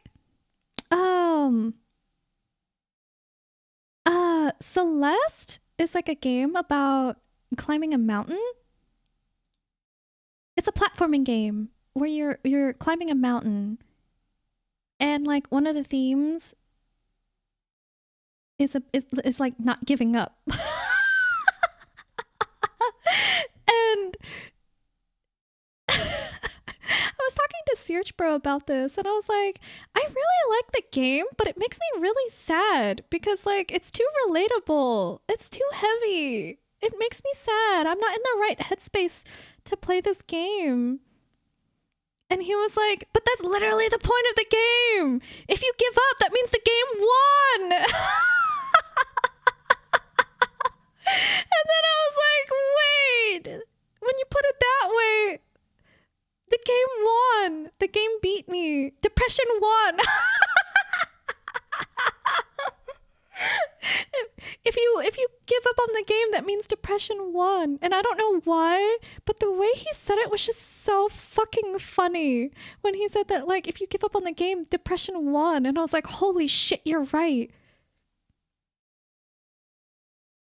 So when you were talking about how like some people shouldn't play certain games unless they're like in the right headspace, like that's like it like reminded me of like my journey with Celeste, and it probably means I should go back and play it because it's a good game.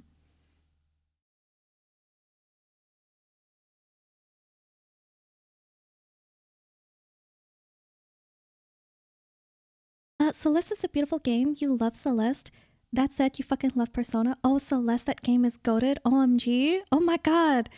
Celeste is lurker bait. I see all the lurkers coming out of the woodworks. If you're not allowed to fight or otherwise stop things you want to, you get frustrated with the game.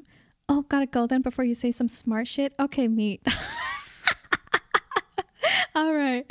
That's just charm. You're attractive to charming men. No, I'm not attracted to charming men because charming men have burned me. So if it feels like you're a duplicitous like motherfucking asshole who's like only charming because like if you don't seem if you seem like you're charming with an ulterior motive, get the fuck away from me. I like immediately distrust you. Anybody who talks to me with like an ulterior motive and it's like obvious, I could like keep them at arm's length. I'm not like always the best at detecting it, but when I do detect it, I'm like, oh, so you're like that. I'll be very cordial about it. Like I won't just like cut off contact with that person. I won't burn bridges. But I make a mental note of like, oh, so like it's not charming men. I do think that like intelligence is like important for me in a man. And humor is also important. Because humor is what gets you through conflict, I think.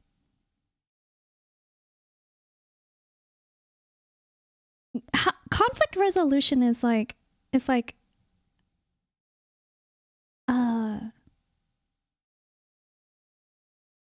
a green flag? I guess good conflict resolution skills is a green flag for me. And yeah, like intelligence and conflict resolution skills. Those are important to me. Let me see what you guys are saying. Which makes sense from what you showed us about you. I don't know what you mean, Rune. You definitely think you know your type when you see it, but generally speaking, you find myself drawn to people with kind eyes and kind voices. Oh, yeah. That's a mood though. Thanks for sharing stuff with us. It's cool to get to know you in a way. Oh, I'm glad. You died like 1,000 times before you finally beat the game. Tough game, but definitely worth it. OMG. I should go back and play it then. I should go back and play Celeste.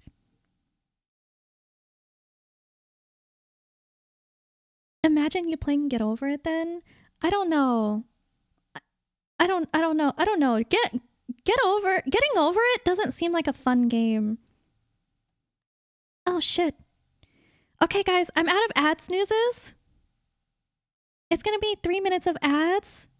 I'm gonna take that opportunity. Well, I'll talk a little bit more right before the ads, but like I'm gonna take that opportunity to go use the bathroom, get some water, and stretch, and probably grab a snack too. You guys should as well. It's gonna be in 30 seconds. I'll just go ahead and start it now. Actually, yeah. I'll go ahead and start the 3-minute ads now. Hydrate? Okay, thank you. I will hydrate. You all should take a break as well. We'll be right back.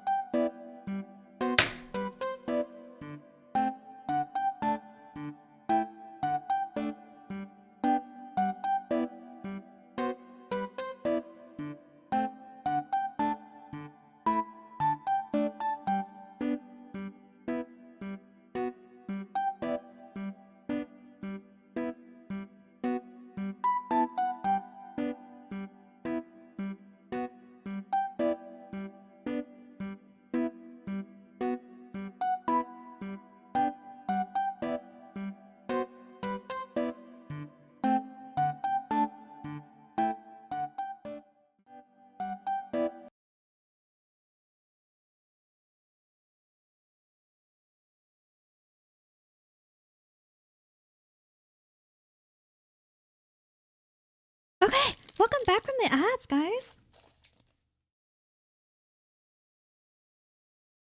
Oh, okay. Let me see.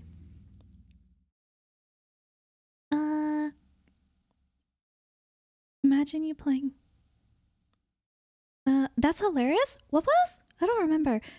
Anxiety takes another dub, or you beat it in meta style. All right, meat. I feel like you're the type who can sniff that out like a bloodhound. Generally, I think it's just because I'm distrusting. I don't know if it would be accurate to say I can sniff it out like a bloodhound. I think it's more like I'm distrustful and will assume so. But I guess like the downside is that like sometimes it leads to like a self-fulfilling prophecy. I don't know. I don't like letting people in. This is like such a cringe quote from League of Legends. But like one of the characters in League of Legends says that betrayal never comes from your enemies. And like I know it's like really cringe, but like it's also true. Betrayal never comes from your enemies. And so like if you don't so like it's hard for me to let people in. I don't trust people. I'm very distrusting. Because I'm so gullible. And I know this about myself. It's really bad. And so like I kind of have to just like assume that people are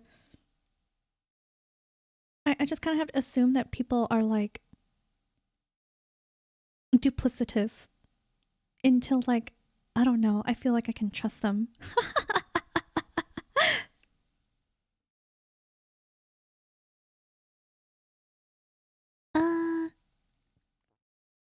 Sirchu, charming doesn't mean that. Charming is just a charismatic person. I don't trust anybody who has like high charisma stats. If someone is like charming immediately, anybody who's a lot of talk, I don't know. I don't trust them. You never met a charismatic person before? You have friends like that? They are charming, they exude charisma. I've met charismatic people before, but like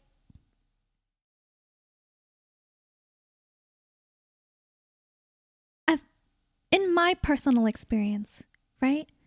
In my personal experience, I've been burned by them. And so I don't trust charismatic people.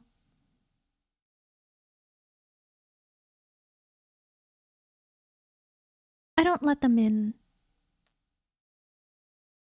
Until like, I guess like I can see like the other parts of them beyond the charisma. Suju is definitely using charming correctly though. Charm and charisma are not the exact same thing and they are correlated with each other but not the same. Getting over it seems like a game that's a lot more fun to play in someone's company. Getting over it, I would get so fucking mad. I would get so upset. And then like if I fall, if I lose a bunch of progress, I'm gonna punch my screen. Not literally, but like I would get really upset. I would get so mad. I don't know if I could handle getting over it. What's that one game? Bread and Fred? Have you seen this game? Bread and Fred.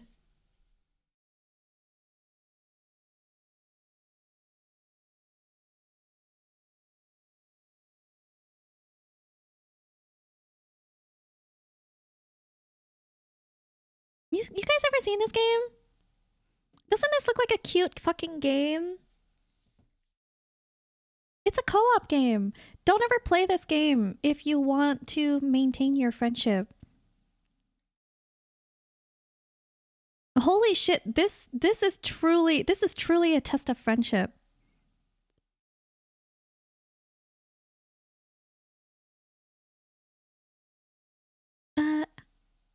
Nice BRB. Thank you, Subtag. Thank you. Welcome back. Fair enough. That's interesting because there aren't many of your close friends men. I have a lot of female friends. I think it's a pretty even distribution.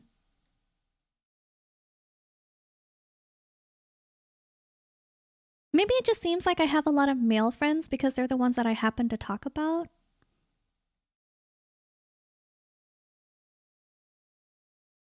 But I think I have a pretty even distribution. That is logically incorrect, by the way, not your attitude, but the definition of the causation of betrayal is wrong. Shira doesn't me, that's not what I mean. You're taking it too personally. For me, when I'm playing a game and someone is with me or you're playing with her, it's so much easier for you to let things roll off your shoulders for the most part. Oh, yeah, Rune. This is the co-op game with the penguins and the rope.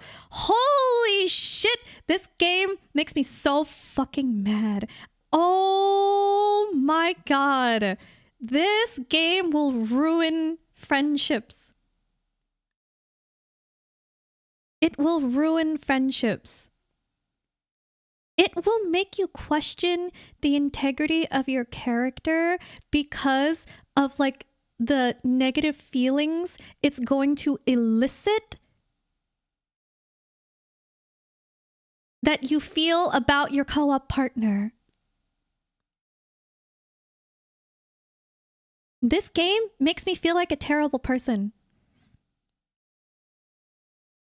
It's hilarious by the image. Don't trust image. Nah, the game can't be that bad. Read the Kappa, Stinky. Nighty-night. Feel better? Okay, Wheel. Thank you. Oh, you appreciate me? Thank you. Have a good night. Sleep well. Yeah, dude, this game makes me so fucking mad and makes me feel like a shitty person because of like the things that it's made me feel about my co-op partner. And I was like, oh god, this was, at first it was like really, like literally the first maybe 30 seconds of the game, the both of us were like, oh my god, these penguins are so cute. Oh my god, look, if you're not moving, I can pull you along. Hee hee haha. And then like 2 minutes in, it's like, oh yeah, have you tried doing this? Oh, okay, let you cook? Okay, I'll let you cook. Do you want to try? You want to? Okay. No, I'm trying. I am literally doing that. I am doing that. I literally, yes, I am doing this. Yes. No, I don't think it's my fault that we're not getting this jump. I'm just saying. Like 5 minutes later, like neither of us are talking. Because we're both just problem solving without talking, because if we say anything, we're going to say something mean.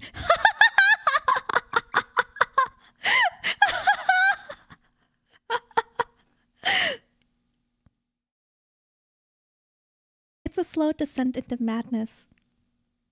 It's a cute game, though. I don't know if I'll ever beat this game. I don't know if it'll ever happen.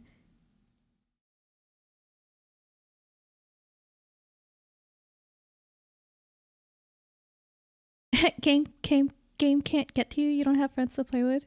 I think you can actually play this game solo, too. I don't know. Can you?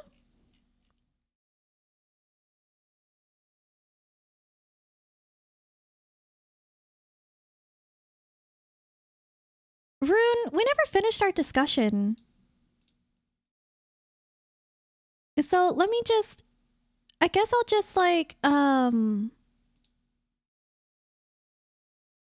guess I'll just sum it up as like briefly as I can.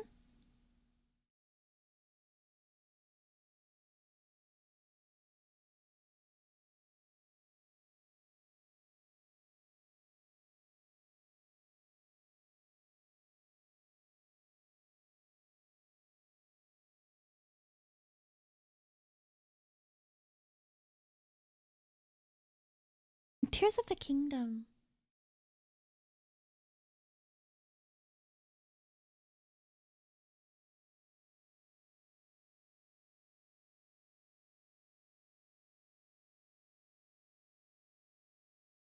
Tears of the Kingdom had innovative systems that the devs successfully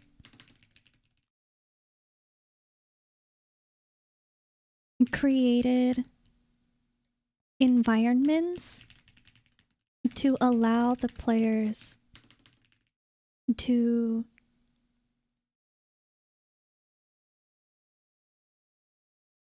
stretch their imaginations.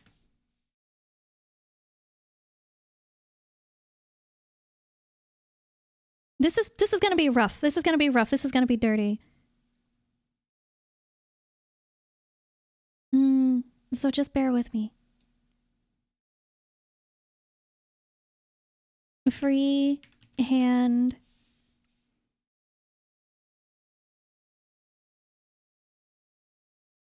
Was that what that power was called? Free hand powers.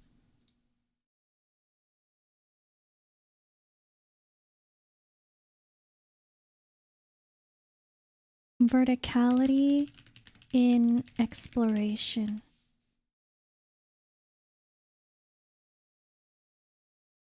Two in epic scale, I would even argue.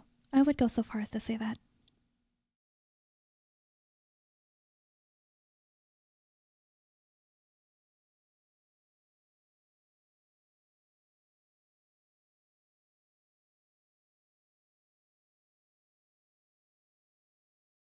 The story is not as strong as BG3, but I still enjoyed the story and the unique way that the story was presented to players.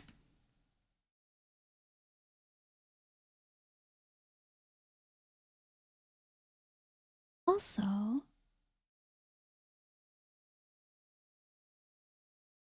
cinematic moments that had me in tears. I know, haha, hee hee, haha, tears, puns, whatever, whatever. There were some moments that like really fucked me up. Ultra hand? Ultra hand. Oops, it was ultra hand. Hold on, let me fix this. Hold on.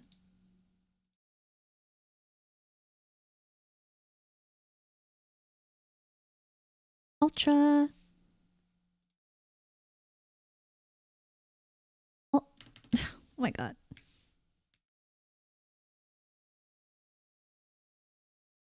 Oh my god, please. Ultra hand powers. There you go. Alright, let me see. And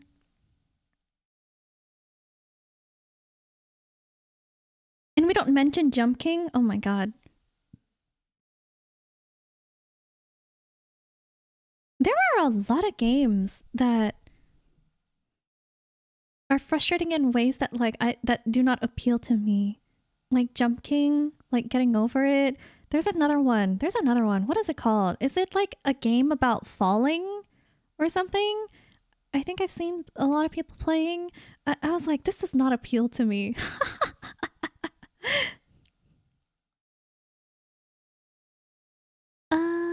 If Celeste was a co-op game, IDK if you would have beaten it. And I'm glad that it's not. Because Celeste, I think if Celeste was a co-op game, I think it would defeat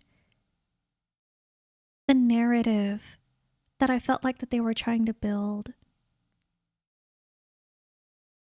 with Celeste. And I think that would be such a shame. I think we agreed to disagree. I think we agreed that that one girl in armor was cute.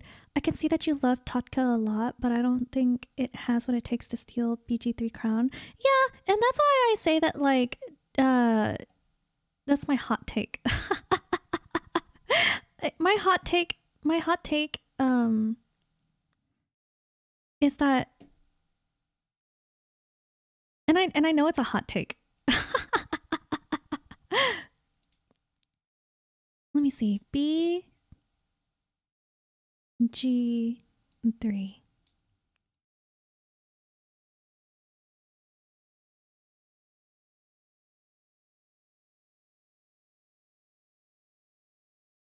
Immaculate Act 1, but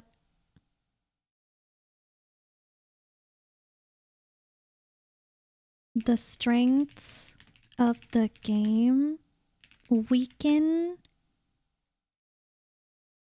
to Act 2 and is actually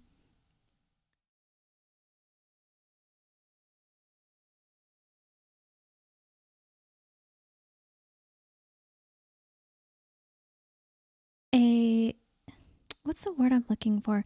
And is actually a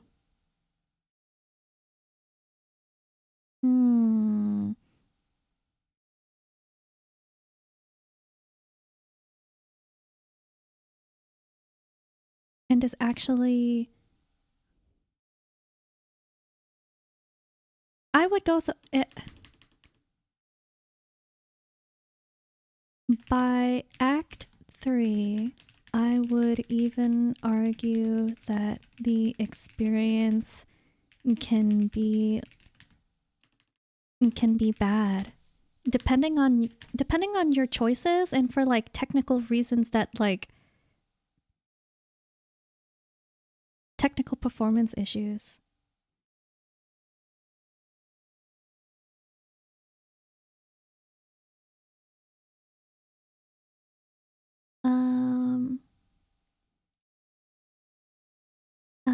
What was I gonna say here?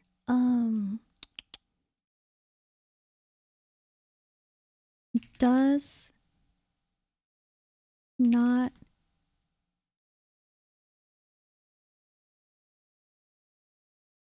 do anything new in terms of game design. Does not do anything innovative, maybe? Innovative in terms of game design. BG3 feels like Divinity. I don't remember the punctuation of Divinity original. I think it was something like this. Original Sin 2, but with altered rule sets. And then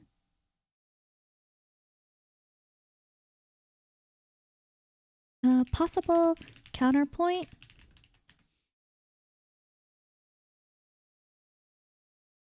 A possible counterpoint is that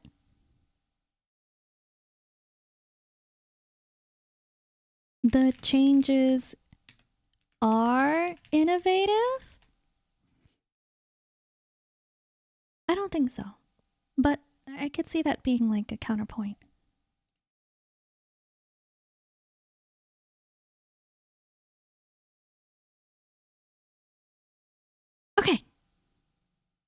Okay. All right. Let me see. All right. Let me see what you're saying. Let me see what you guys are saying. You love the Minecraft font? Thank you. I didn't feel like changing the font, so we just stuck with it. But I'm glad you like it. Lamau, good spot. Ultra Hand, sorry, in the middle of something. Bro, the Totka cinematics made me weep. I cried so much. I had to pause the game so many times because I cried so much. Like,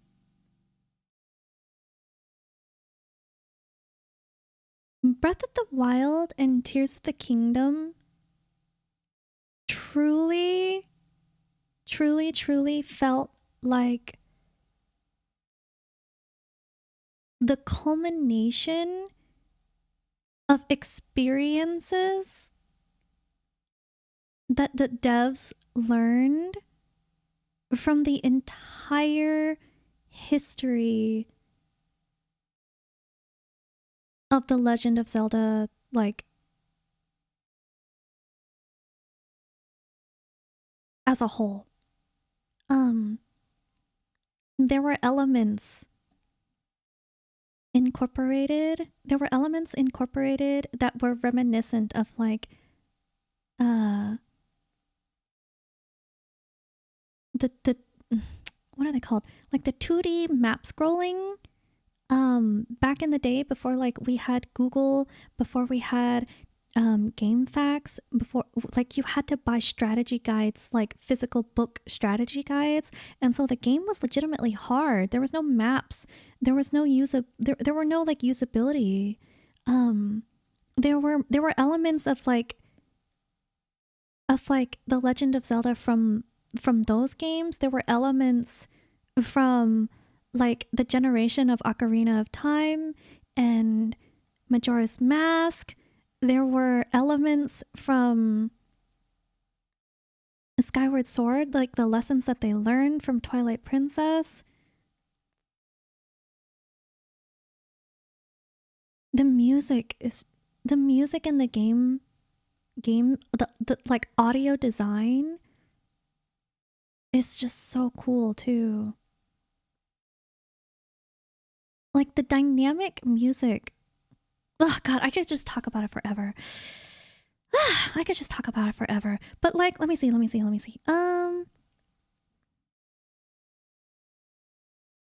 think you know the one that I'm talking about, but yeah, I also can't remember its name. I think it's like called like it's something like a game about falling or something. I don't know. You thoroughly enjoyed the discussion, and you also think you did because you stayed here for 4 hours, even though you said you weren't feeling like you. Yeah, that's true, Rune. That's true. I stayed a lot longer than I had intended to. I wish I could provide you like a better like discussion. This is the best that I can do while holding a conversation. I think these are like my personal talking points, my personal arguments. And I wish I had presented it in a more eloquent way, but I hope that this makes sense.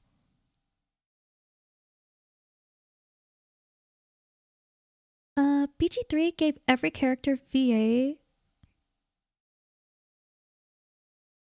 I think they did.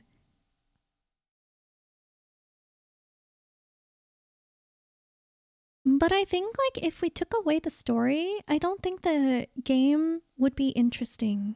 You know? And I don't think an impeccable story. I guess maybe that deserves a bullet point too.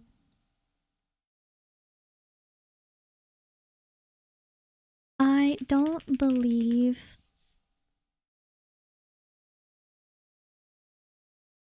in impeccable narrative experience should be the only reason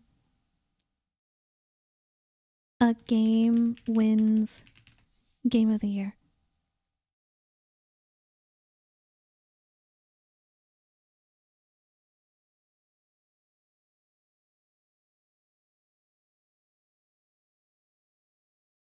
My hot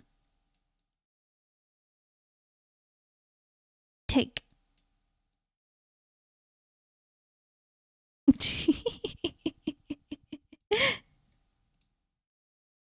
At this fuego.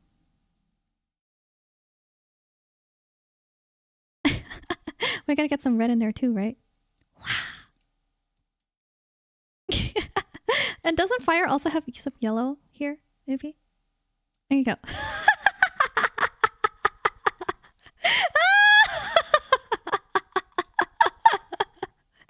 Woo!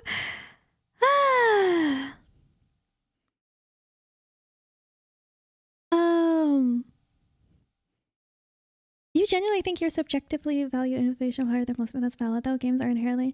I think the question is like what makes a Game of the Year game, right? And like to me,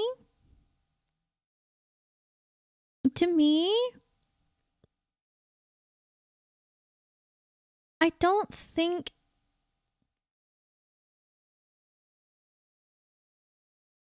a game that has been done before should win Game of the Year. Like, what number Call of Duty are we at? Maybe that's low-hanging fruit, but like, in Call of Duty, it's just the same game. You just Rudy Tooty Cowboy Shooty. BG3 has not been done before?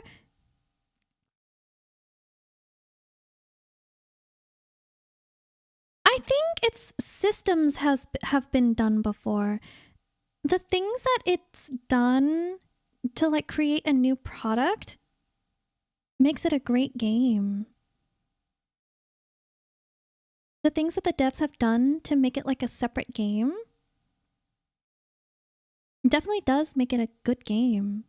But I think like that has to do with the narrative side.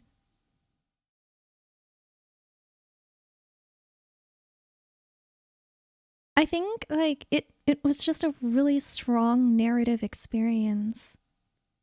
And like the combat, like the gameplay of it, that's like the part that I'm stuck on. That's like the part that like that I can't let go.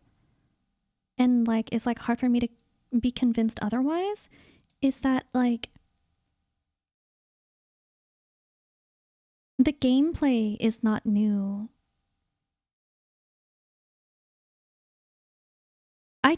Whereas I genuinely believe that Tears of the Kingdom was like a new experience, even if some people will argue that like it's the same systems as like Breath of the Wild.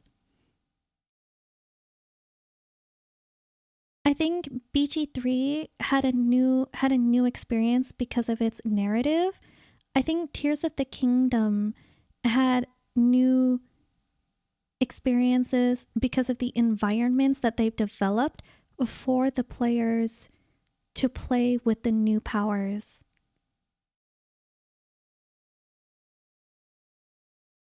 I remember like going down into the depths. Holy shit. That was so fucking cool. You know, this is like so random, but like I first explored the depths. The first 10 hours of the game I spent playing the game, I spent it in the depths because I found a well and I jumped down the well. I hadn't even gotten my glider yet.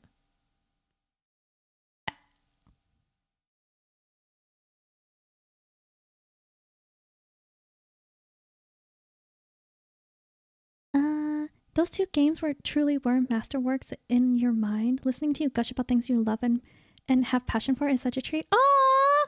Thank you, Steve. You're too hard on yourself. We're all here because you want to. You made a good case.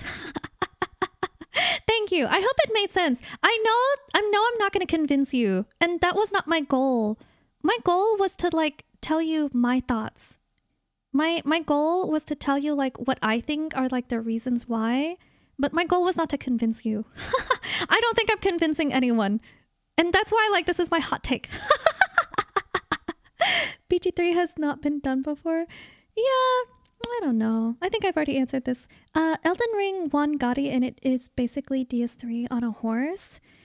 I don't know if that's like the same. I'm not sure if I can agree with that.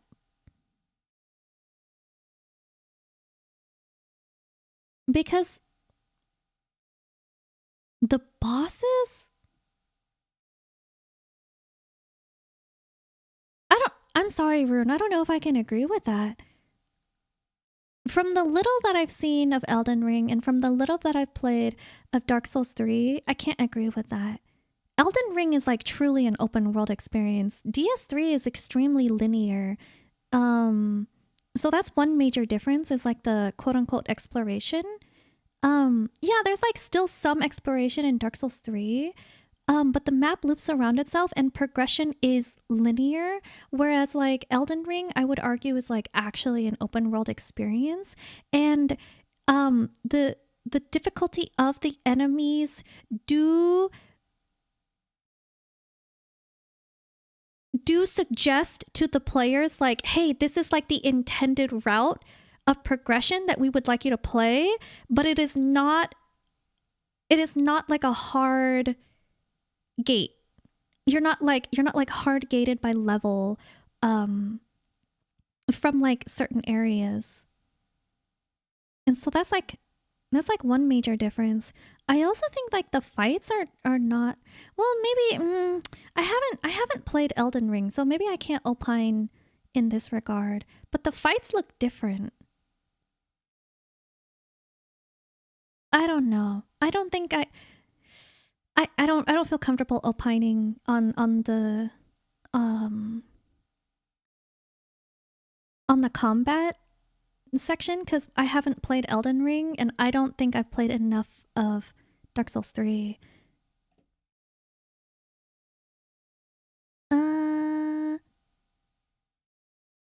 Seriously. It is a CRPG of unprecedented scale and quality. I think the goalpost you set for innovation is an unfair metric for the genre. CRPGs are never going to win awards for being innovative because they're all turn-based explory story machines. So can I do you mind if I pose the question to you? What are your...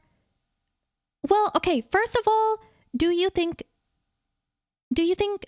Baldur's Gate 3 deserved Game of the Year? If yes, why do you think so?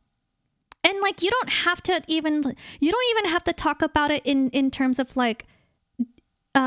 in comparison to Tears of the Kingdom. We don't even have to talk about that.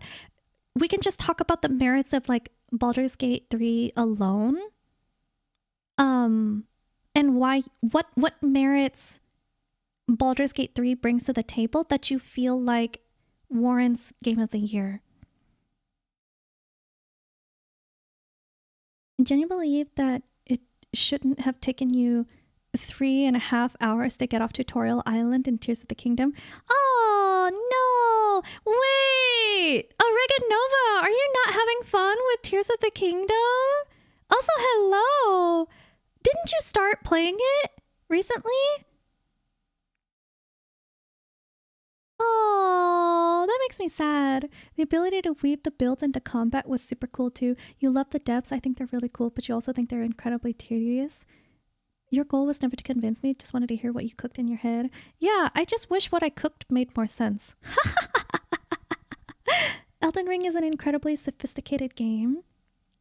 And the other Soulsborne games are very much not. Elden Ring is on a whole other scale, you think? Yeah, Elden Ring bosses are ripped from DS3. There's a YouTuber, Zuli the Witch, that compares skeletons and movesets from bosses, which is the same for several of them. To be fair, FromSoft recycles movesets and things like that. Of course they're the same. If you have a resource that is proven to work, why would you not use it? If a model takes a month to make from scratch or a week to touch up, there's an obvious choice. Yeah, that makes sense. Hi, Otter! Hello, beautiful. How are you doing? Otter, can I just tell you, you are more beautiful than the rays of sunlight that peeks through the autumn leaves.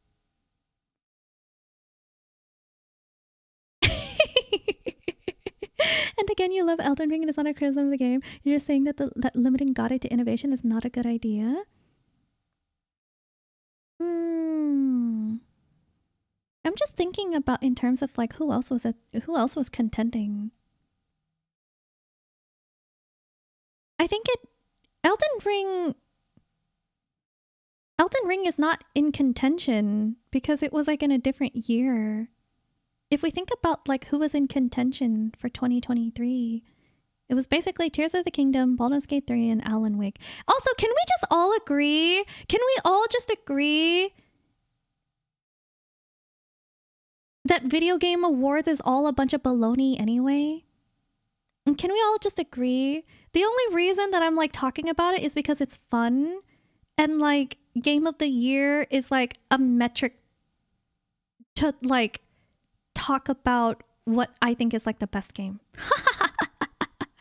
I don't actually care about Game of the Year, but I just want to have the discussion of what is the best game. You know what I mean? Does that make sense?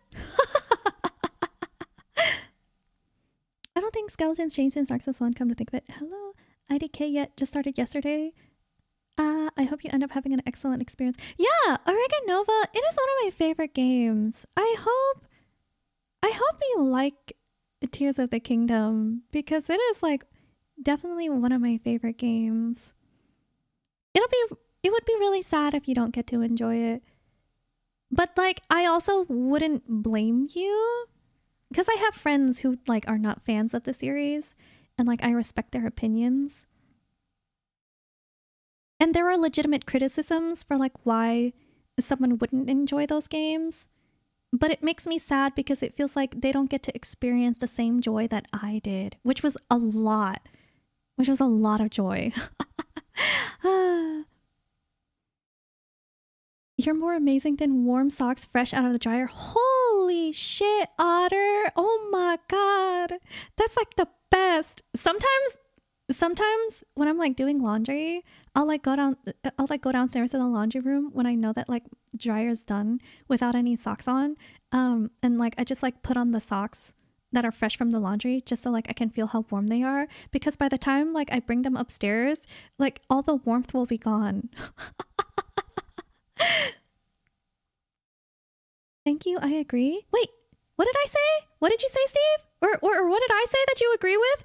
You think BG3 deserved it? Its unprecedented scale, faith to the source material, and novel scenarios, and its excellent adaptation of one of the best, robust, extant tabletop systems are enough on their own.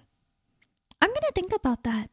I'm not gonna refute it. I genuinely wanted to know what like components you felt like, what merits BG3 brought to the table.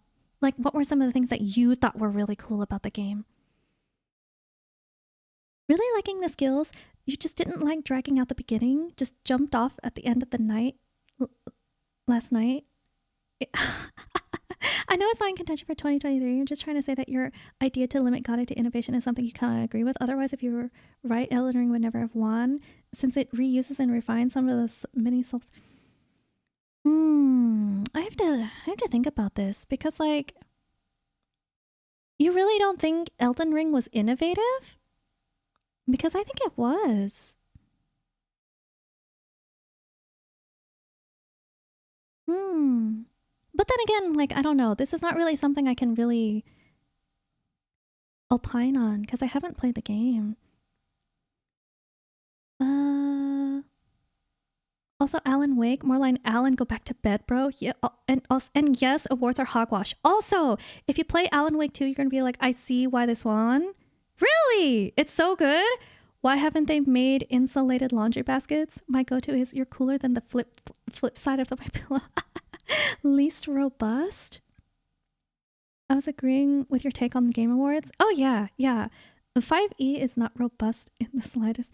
And you've been called a... Oh, okay, Nova. Thank you for stopping by. Bye-bye. I think you're the only person that thinks Elden Ring was innovative. Well, even that opinion... I'm like... I can't opine yet for two reasons. One, I haven't beaten Dark Souls 3. Two, I haven't played Elden Ring. So I don't know. I don't want to like, I don't want to commit to any opinions yet because like it would be an uninformed opinion. Anyway. It's been a long day without you, my friend. And I'll tell you all about it when I see you. Anyway, I've been streaming for like 4 hours now. It's time for me to stop. It's time to stop. This was a lot of fun though.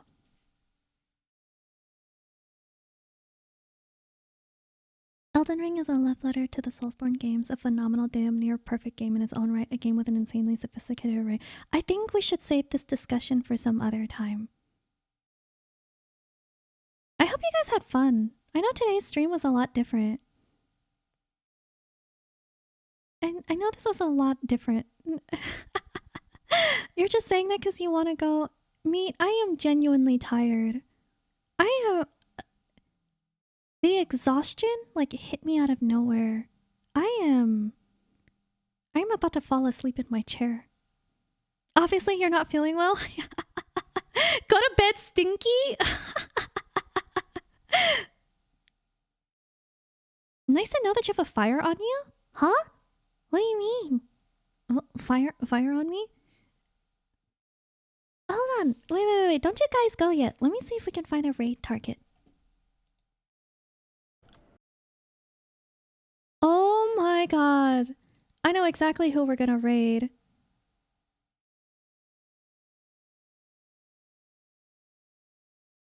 There will always be Searchu rants? That's true.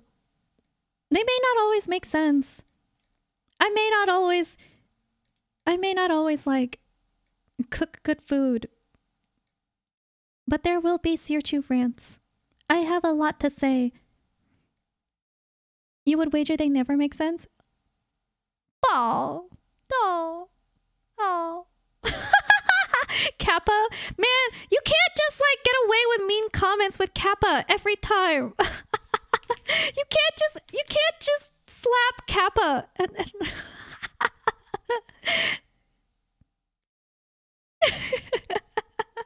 That's the Twitch meta. Say something mean with Kappa? Okay. Man, that's fucked up. Anyway, we're gonna raid Crayola because I love her and I feel like she would like understand me being tired.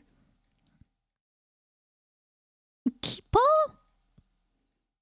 What is the usage of Kipo? Is Kipo like similar to Kappa, but like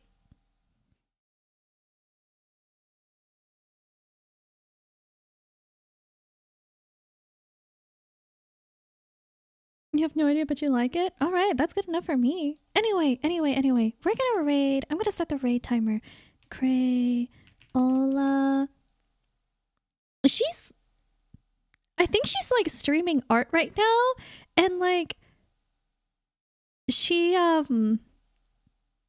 it's a special stream today. I will let her explain why. It is a special stream today, and I will let her tell you why. I love Crayo. Oh my god, Steve, thank you. Oh my god. Yeah. If you're a sub, that's the raid message. Okay. With that, have a good night, good evening, good afternoon, good morning, wherever you are in the world. Drink lots of water, take care of yourselves, be good to each other. I'll see you all in the next one. Bye everyone. Bye.